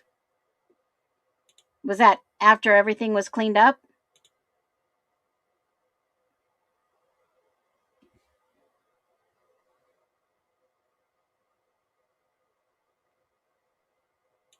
Wasn't this the same residents that throw away the trash the next morning? Isn't that the same residents?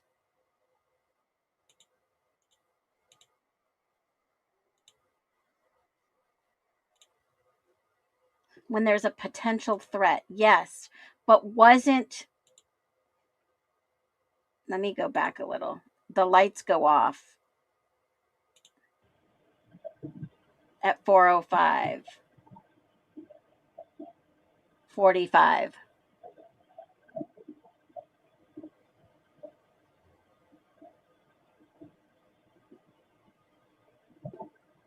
Was this the potential rug dealer they were talking about all over?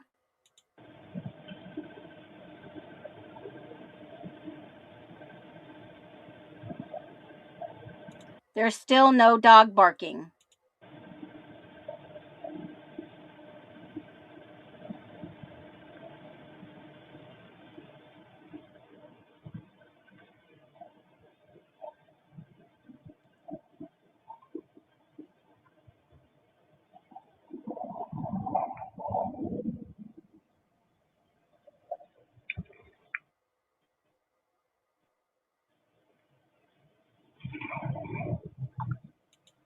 Was that person going to try to park there? I'm wondering if this person was going to try to park there. It was driving around looking for a parking spot. Then it reverses.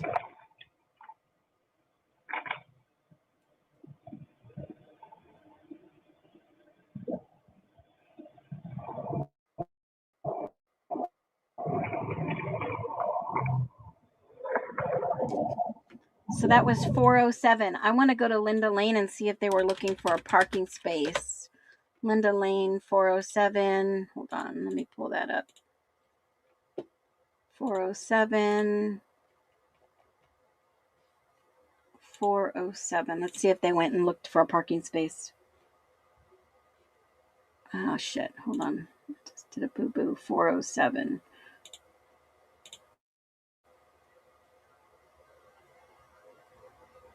Let's see. 4:06.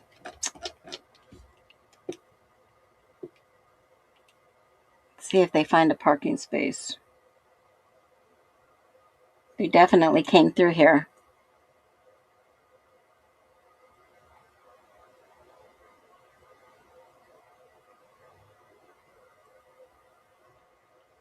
Went around in a circle. Okay, let's go back to the other video and see if perhaps they drive back out because they didn't find a space.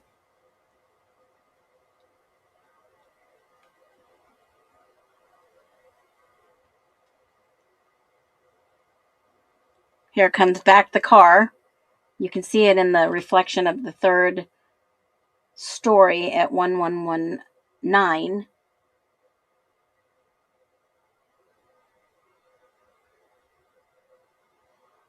They're looking in the back parking lot for a parking spot at 4:07. Did you see the lights on the left-hand side? That's how you know that it went back to the back side.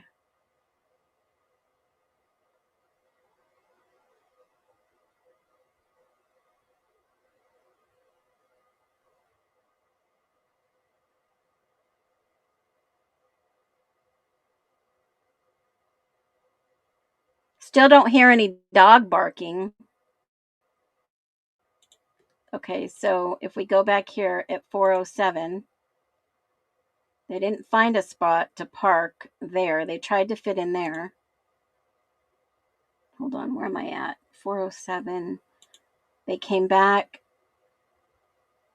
Their light shines on the house not too long after because they didn't find a parking spot. So let me see. Hold on.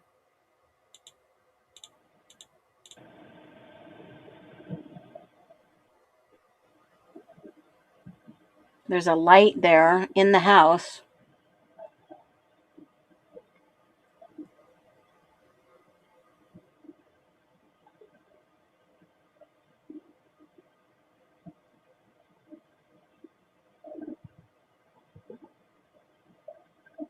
Yes, absolutely. I agree with you, Les. It's probably forever sealed.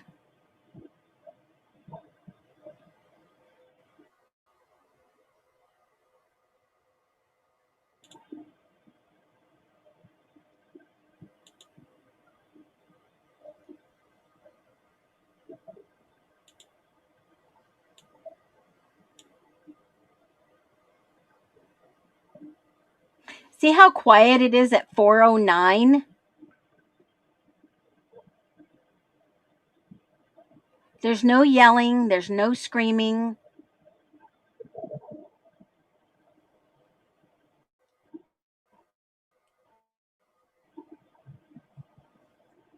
People coming back from whatever, trying to find parking spaces.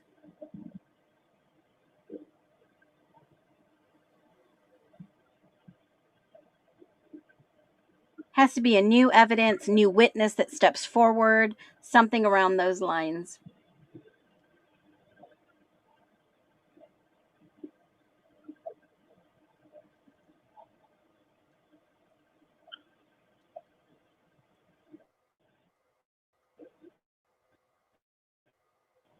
The perfect crime with no evidence. No forensic evidence. That's crazy.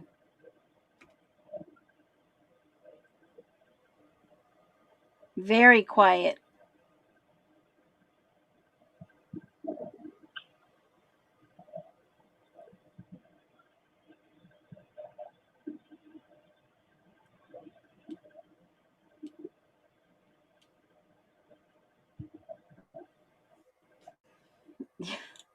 Right? Ninja Brian.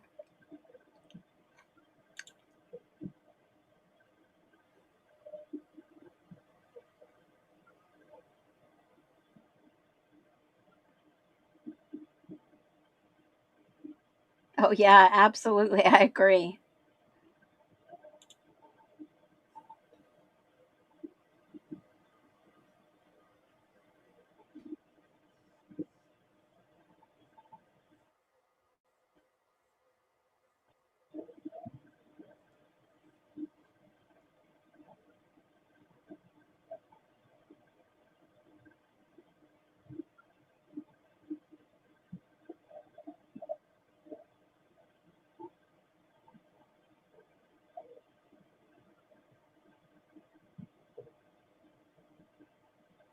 It still shocks me. I'm just so shocked. There is nothing going on at 4:12 when this person says between 4 and 4:45 a.m. he had been woken up because of the dog that had been barking loudly and uncontrollably. Did he get the time wrong? Did this guy get the time wrong? Because I'm listening and I can't even hear a dog bark. Listen. I don't hear a dog barking.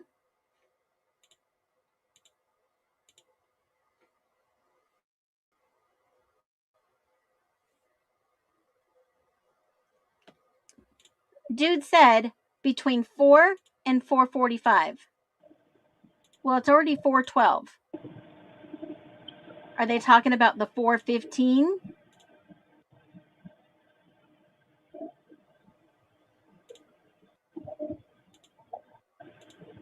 Okay, watch. There's a light that comes on top left-hand side of this video in the house. There's a little light that comes on. Little tiny dot. Inked mama.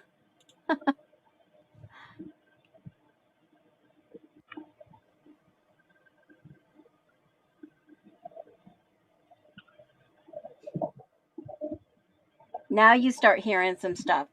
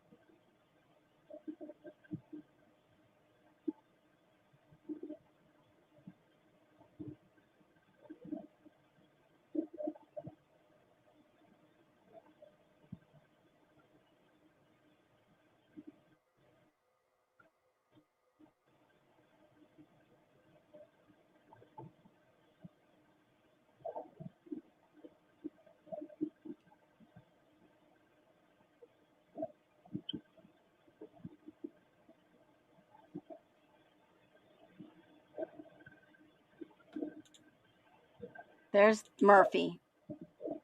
Maybe. 4:16.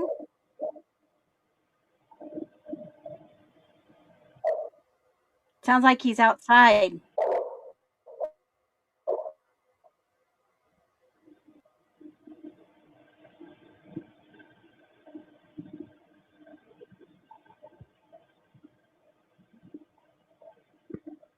Now that's not excessive barking.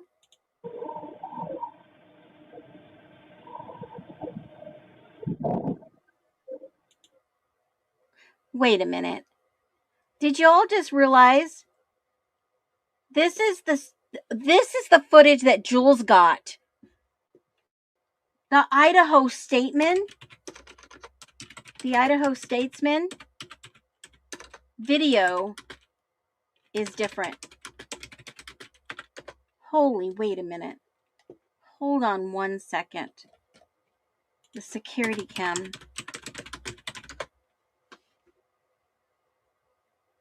.407.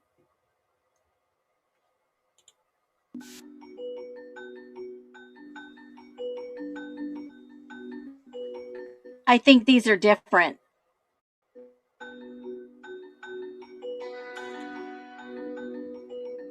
.330 to 420. 407. Hold on a minute. 407. That's the car that came in to go park. I just showed you. It went all the way back to find a spot. It goes all the way behind. You'll see a light shine on behind over at JD's house because he's looking for a space. Does the 3-point turnaround. Tried to fit in there. Can't fit in there. This guy's looking for a parking spot. He lives in the area. What the frick?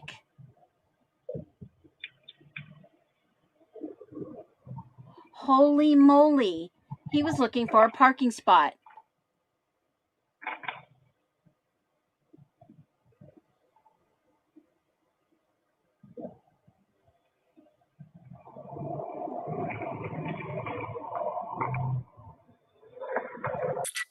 Goes up. You can see the light shine on JD's house right there.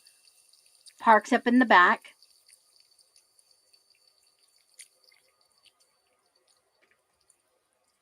And then they say at 4:17.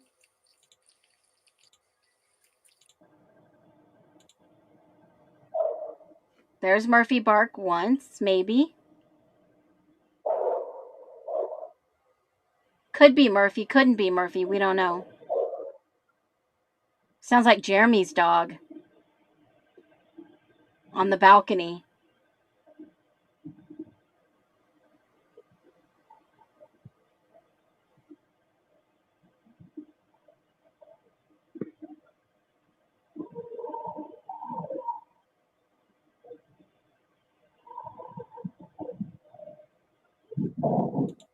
Holy shit. Holy shit. Oh my God. Y'all. Oh my God. Y'all aren't going to believe what I just thought of. I wonder if Xana and Ethan died in this apartment over here, this 1119. And then maybe Dylan and Bethany. Oh, something is so wrong in this. Something is so wrong. This is the real camera. This is what Jules was given.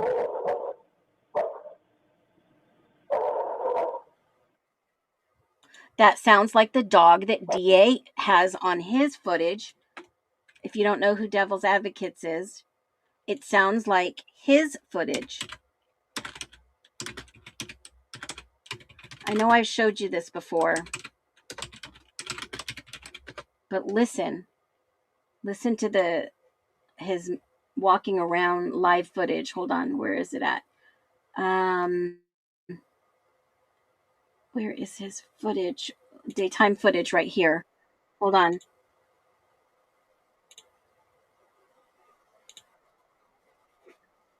Okay, at the end of his walkthrough, I want you to listen to this dog. About the timing of this event. Hold on a People minute. are saying that if you parking a lower parking lot. He's walking around. Listen to this dog. This is right at the top of the apartments up here on the right, where the house overlooked right here. That was like the old stuff, right?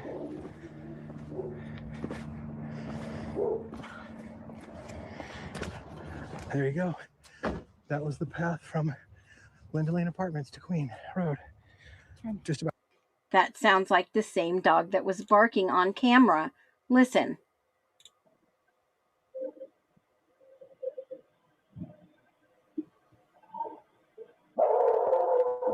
That is not, I don't think that's Murphy.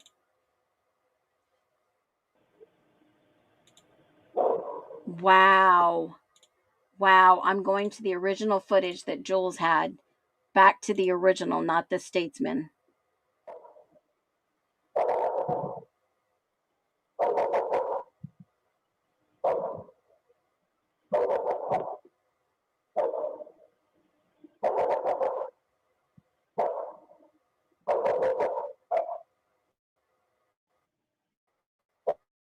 That sounds like a ferocious dog.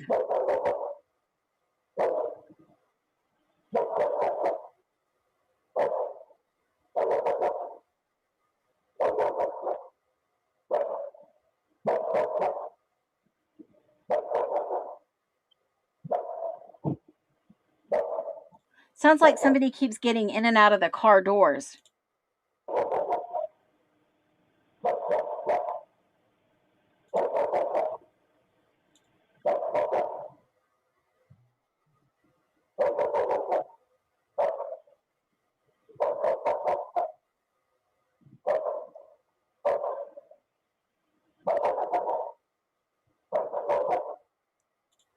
I wonder if it is too Buffalo Chick, because this house is right behind that parking area.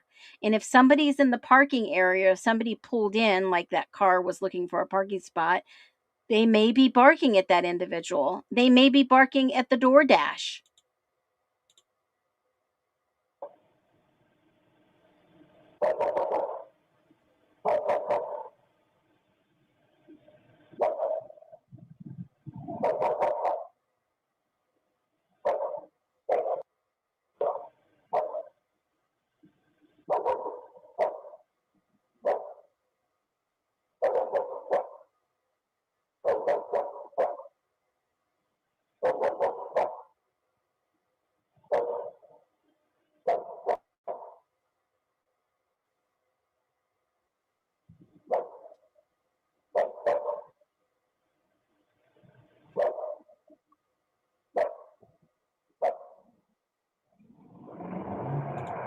Now they sped that up. We know that for sure.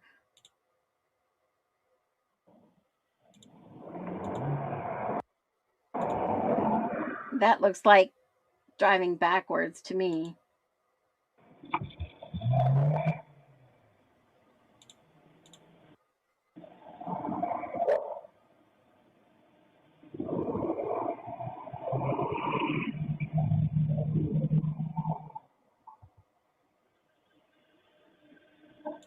Was that the car that just pulled in there? The dog started barking like crazy. Was that the one that just tried to park? That they said that was Koberger, but it's not? That had to have been the one that just tried to park, pulled into the parking lot, and then left very quickly.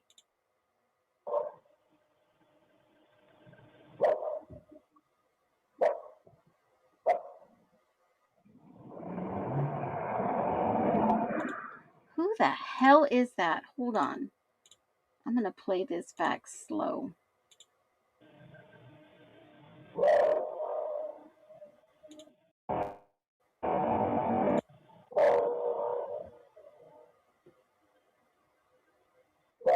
That's the one that tried to pull in here and park right here, couldn't fit, went over here, turned back around, and then went to go try to park in the backside of Linda Lane.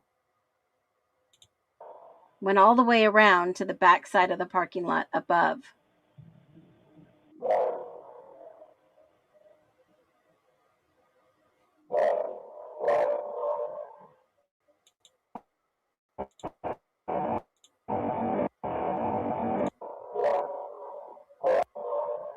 Here comes the car. It's in slow motion right now, guys.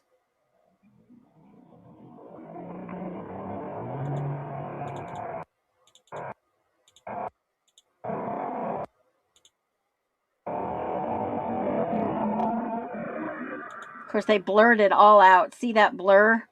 They blurred it all out. Every single part of that car they blurred out. But why didn't they blur it out when they were trying to park at 408? Watch, when it comes in, 407, when it comes in at 406 and it's trying to park, they blur it out as much as they can. Who was that? That was not Koberger.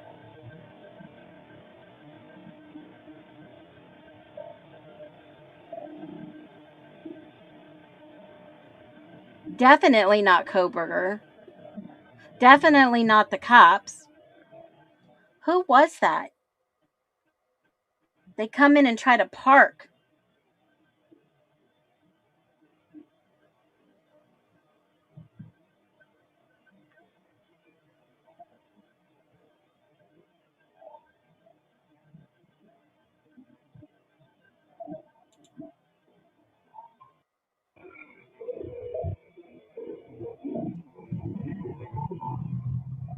Is that the DoorDasher?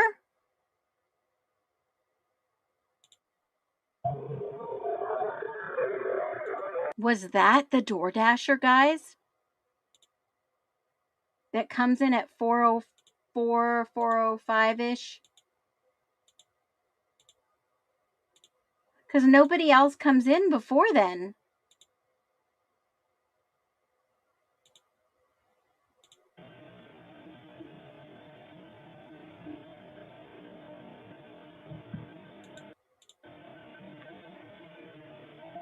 I'm going to play it normal.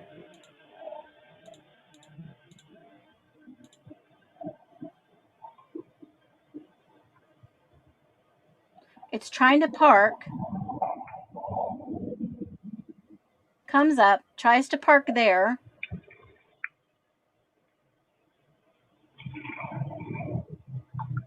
Can't park there. Goes around, tries to do a 3-point turn.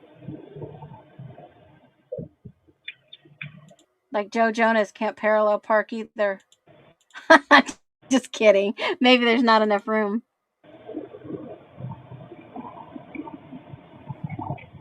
No room. 3-point turn. Going to park.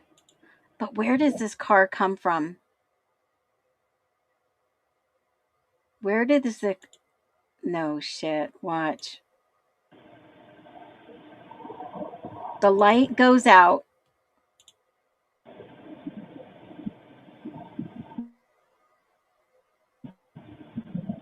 The light goes out. This car pulls up in the back. He's got his blinker on. Doesn't come out. He's parked behind this house. This car is parked behind this house. Holy shit.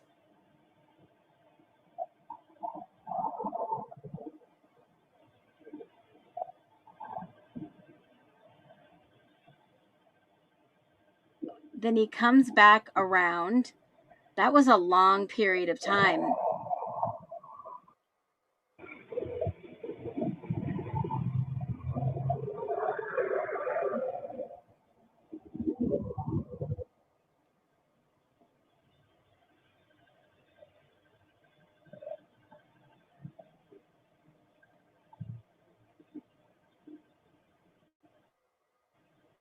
I wonder if they pieced this together.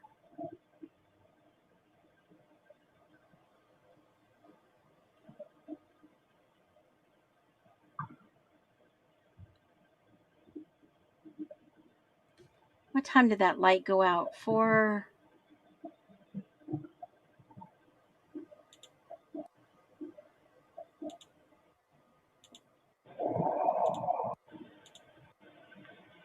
$4:06.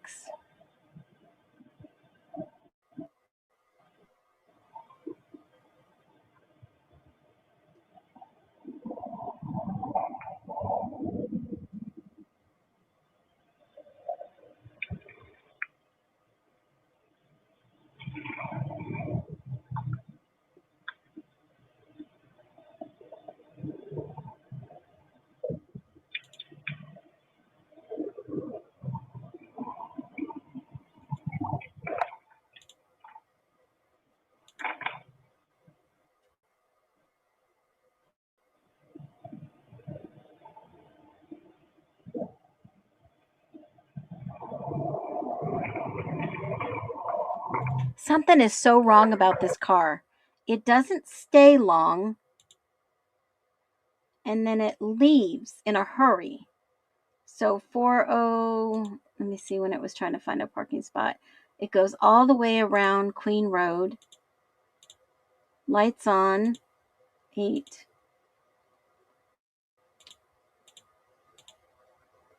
There's the light that goes on the house. 15. 7. 8. 9, 10. 11.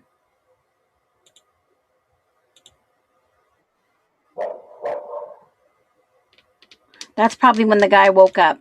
So that guy had to, when you see the light on Jack DeCour's house, that had to have been the roommate that said he woke up. See the light go on? The light goes on at 4:14:54. So this guy, it was 4:15. So I'd been woken up between 4 and 4:45 because I wonder if he thought it was Gonzalez's dog barking very loudly and uncontrollably. Holy shit, was Murphy in Jack DeCour's house? It said I had been woken up between 4:44 and 4:45. The Gonzalez dog had been barking very loudly and uncontrollable. It sounded as though the dog was outside, which was odd because of how cold it was and the dog not being an outside dog. Was the dog near Jack DeCour's house outside? I did not know. The 2 roommates. Wow. When they hear the dogs, they go crazy. I know mine does the same exact thing. Even on TV, the doorbell rings on the TV and they go wild. Okay, it sounded as though the dog was outside because of how cold it was and the dog not being an outside dog, which confused him. But was Murphy inside Jack's house? Listen to how this guy that had Homeland Security visit him in the way they typed this up. Blank told blank he had been woken up at 4 to 4:45. Well, we just seen his light, maybe perhaps his light allegedly go on. Okay? And he said the dog had been barking very loudly and uncontrollable. It sounded as though the dog was outside, but what if the dog was actually inside? Which was odd because of how cold it was. It didn't make sense that the dog was barking loud and uncontrollable because it wasn't an outside dog. So maybe he woke up to Murphy inside the house and it was just loud and uncontrollable. That is a huge possibility. That is a possible.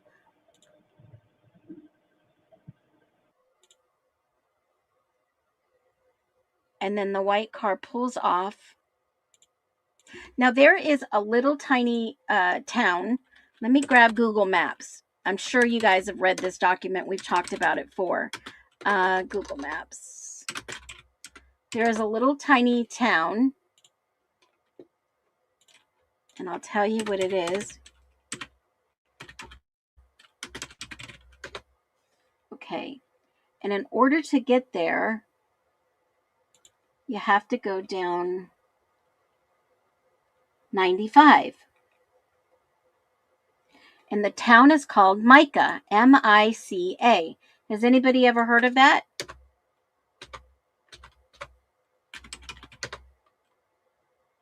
Okay. So, in this little tiny town of Mica, let me grab the other police report real quick. It was MPD reports. Where are they at? Here it is. Okay. Now they enlisted the FBI to help. FBI. Okay, here it is.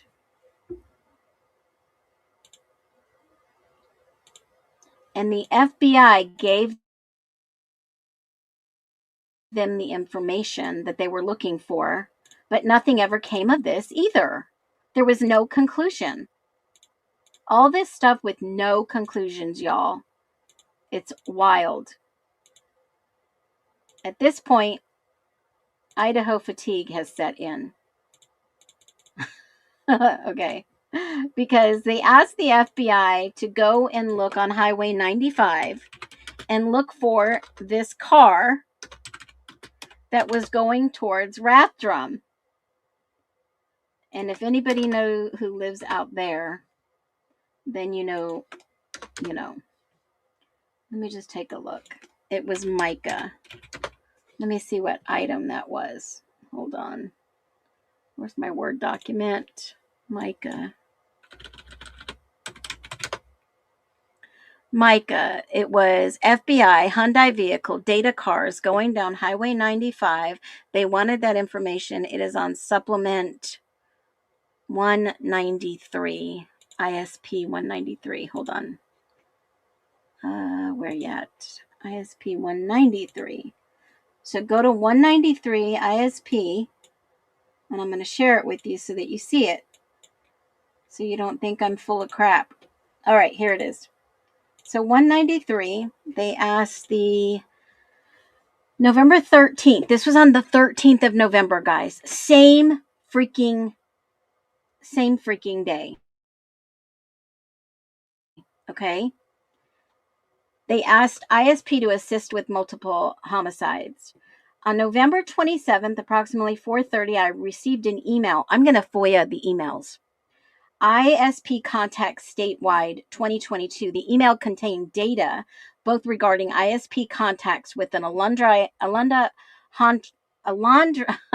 Elantra cars in 2022. I forwarded the information to FBI analyst Beth Sullins. I'm going to request a FOIA, but probably won't release it if it's the FBI.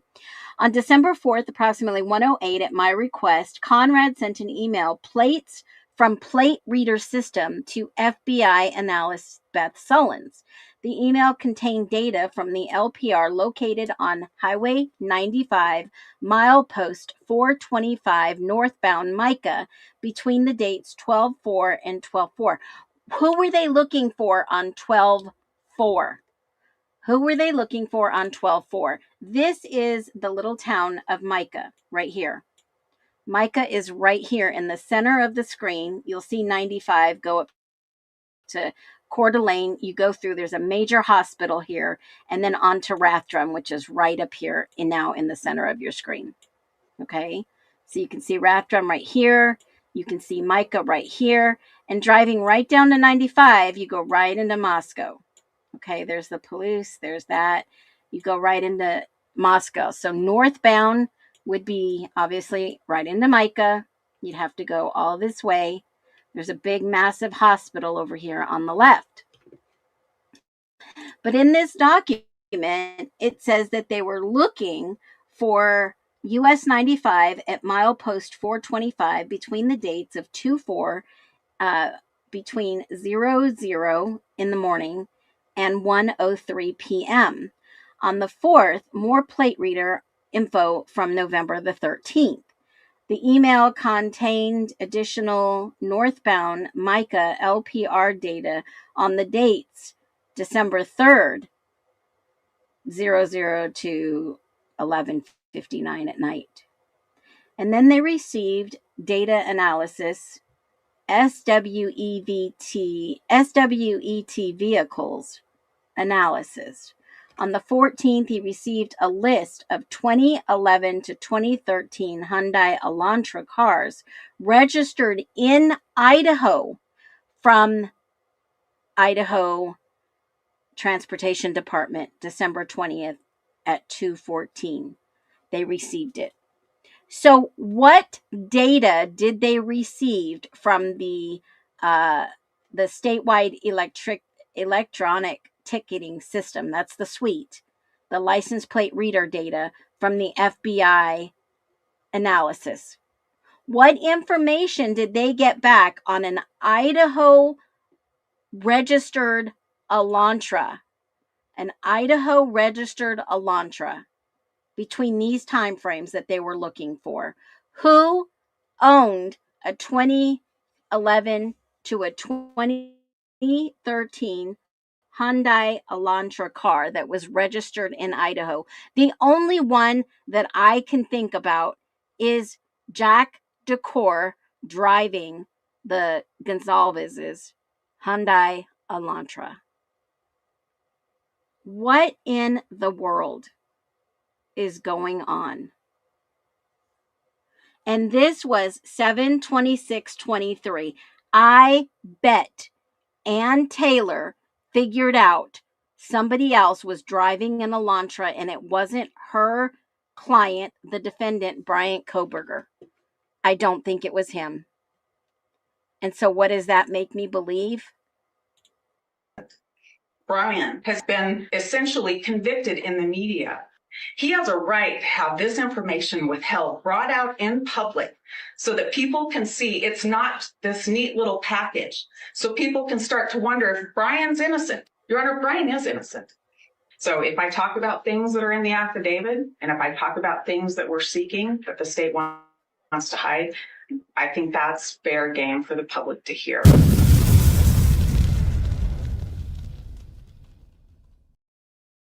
I think it should be. It should be fair game for the public to hear. Who was driving that Elantra? Who was driving that? Well, my only guess would be the individual, because as you know, you saw the body cam of Snyder walking around. Did you see that Hyundai Elantra in the driveway? Did anybody remember that?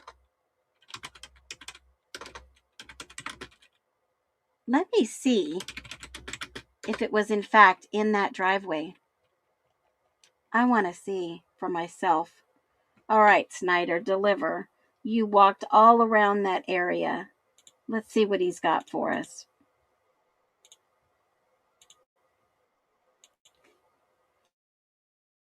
Let's see. Let's see if I can find it. Ah, oh my word, y'all. Oh, this is Snyder walking around. Do you see any white Hyundai Elantra? His VW's parked there. But remember, his car was broken down. He couldn't move it.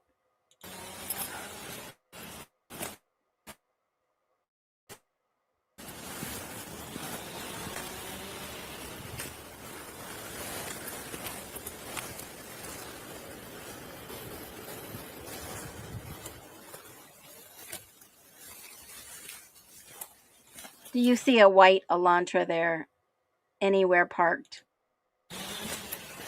Yeah.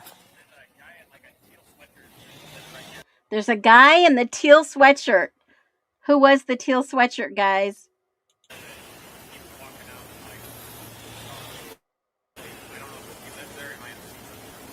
Okay. Did you hear what this guy just said? Another witness. There was a guy. Holy cow. Let's go back. Listen to what he says. This is important.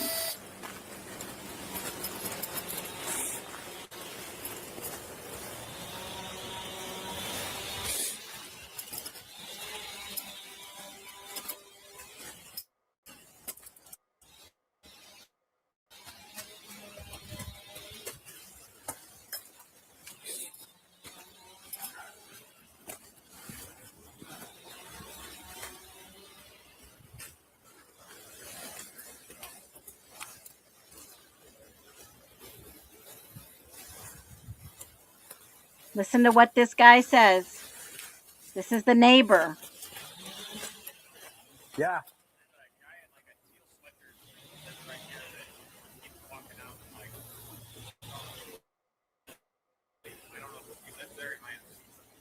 I don't know if Okay. he lives there. He might have seen something. He had a teal sweatshirt. Let's go back.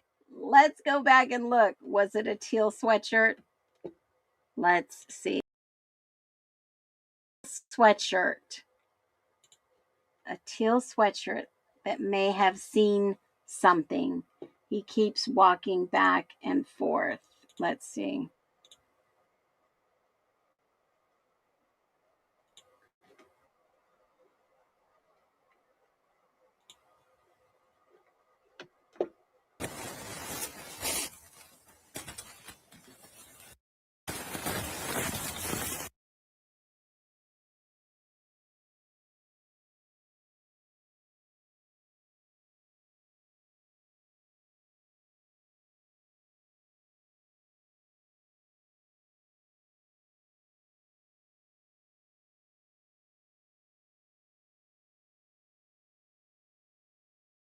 Oh, thank you. No, you're good. Hang in there, brother. Okay.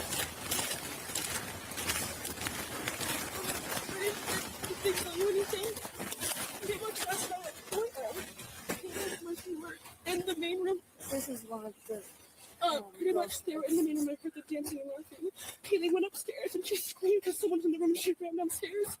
And I kept calling her name and she wouldn't answer. And I saw the guy. I actually locked the door. And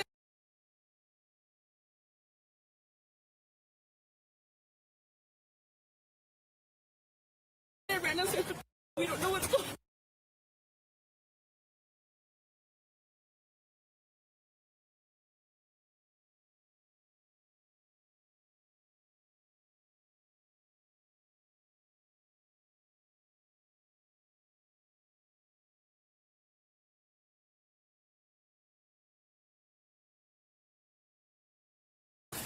For you.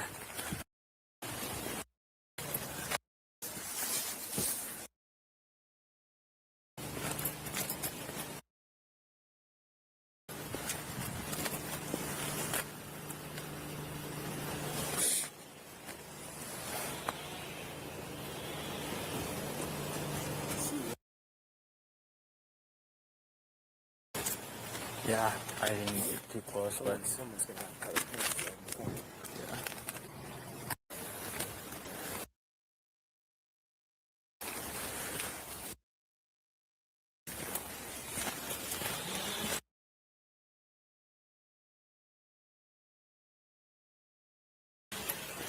Yeah.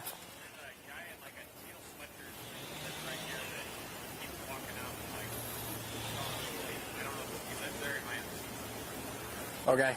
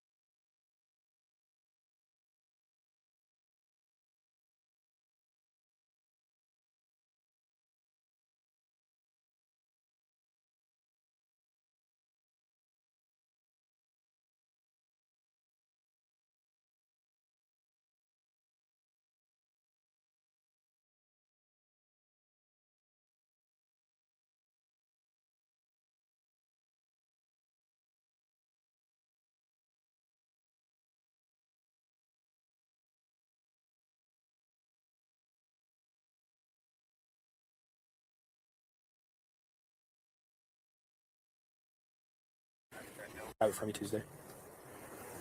All right, thanks, man. Will do.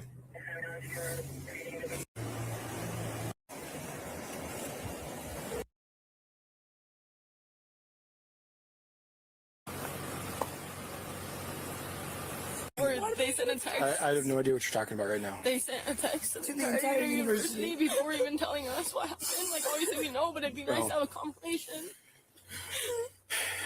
I'm sorry, guys.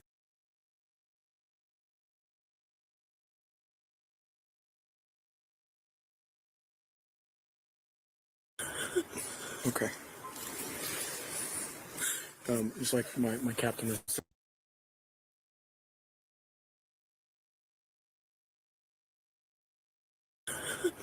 Okay.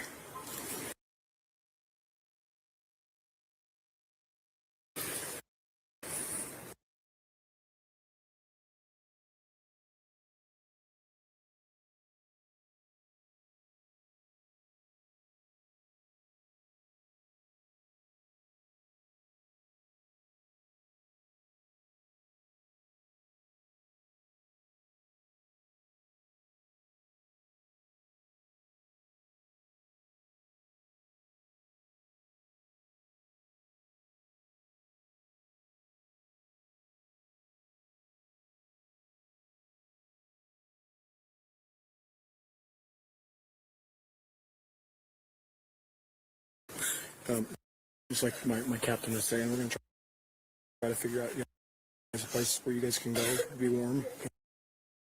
It's not. It's too cold out here. I think we're gonna stay forever.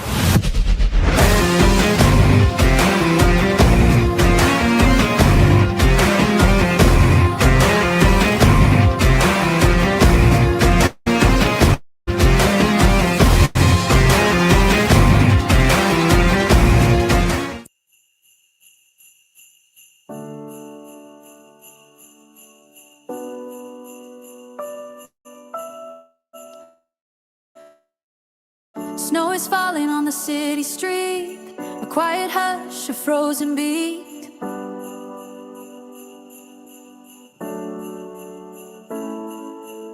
December air is sharp and cold, a story waiting to be told. We gather round the fading light, seeking truth to make things right.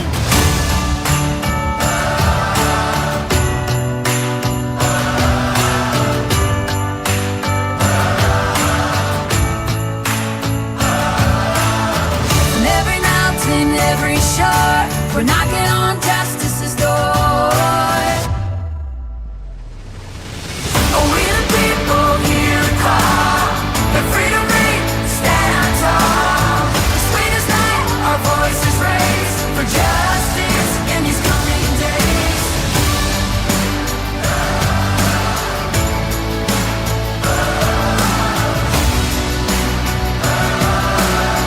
Let truth like a river.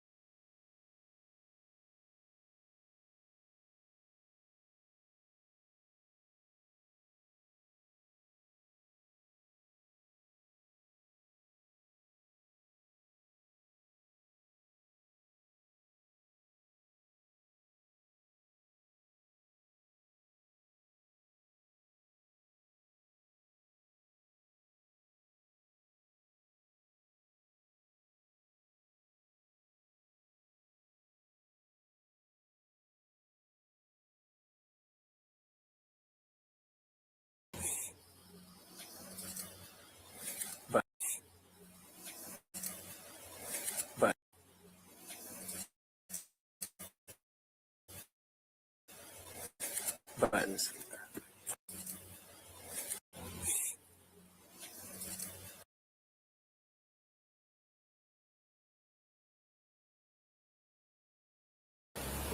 At that house.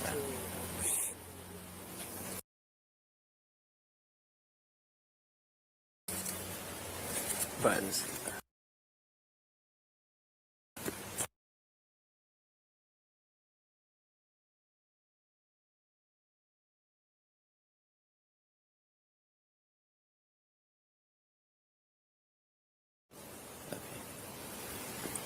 I don't know the names of the victims.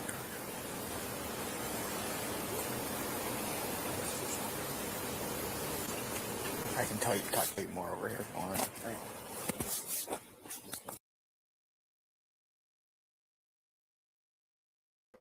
Stay safe. See you later.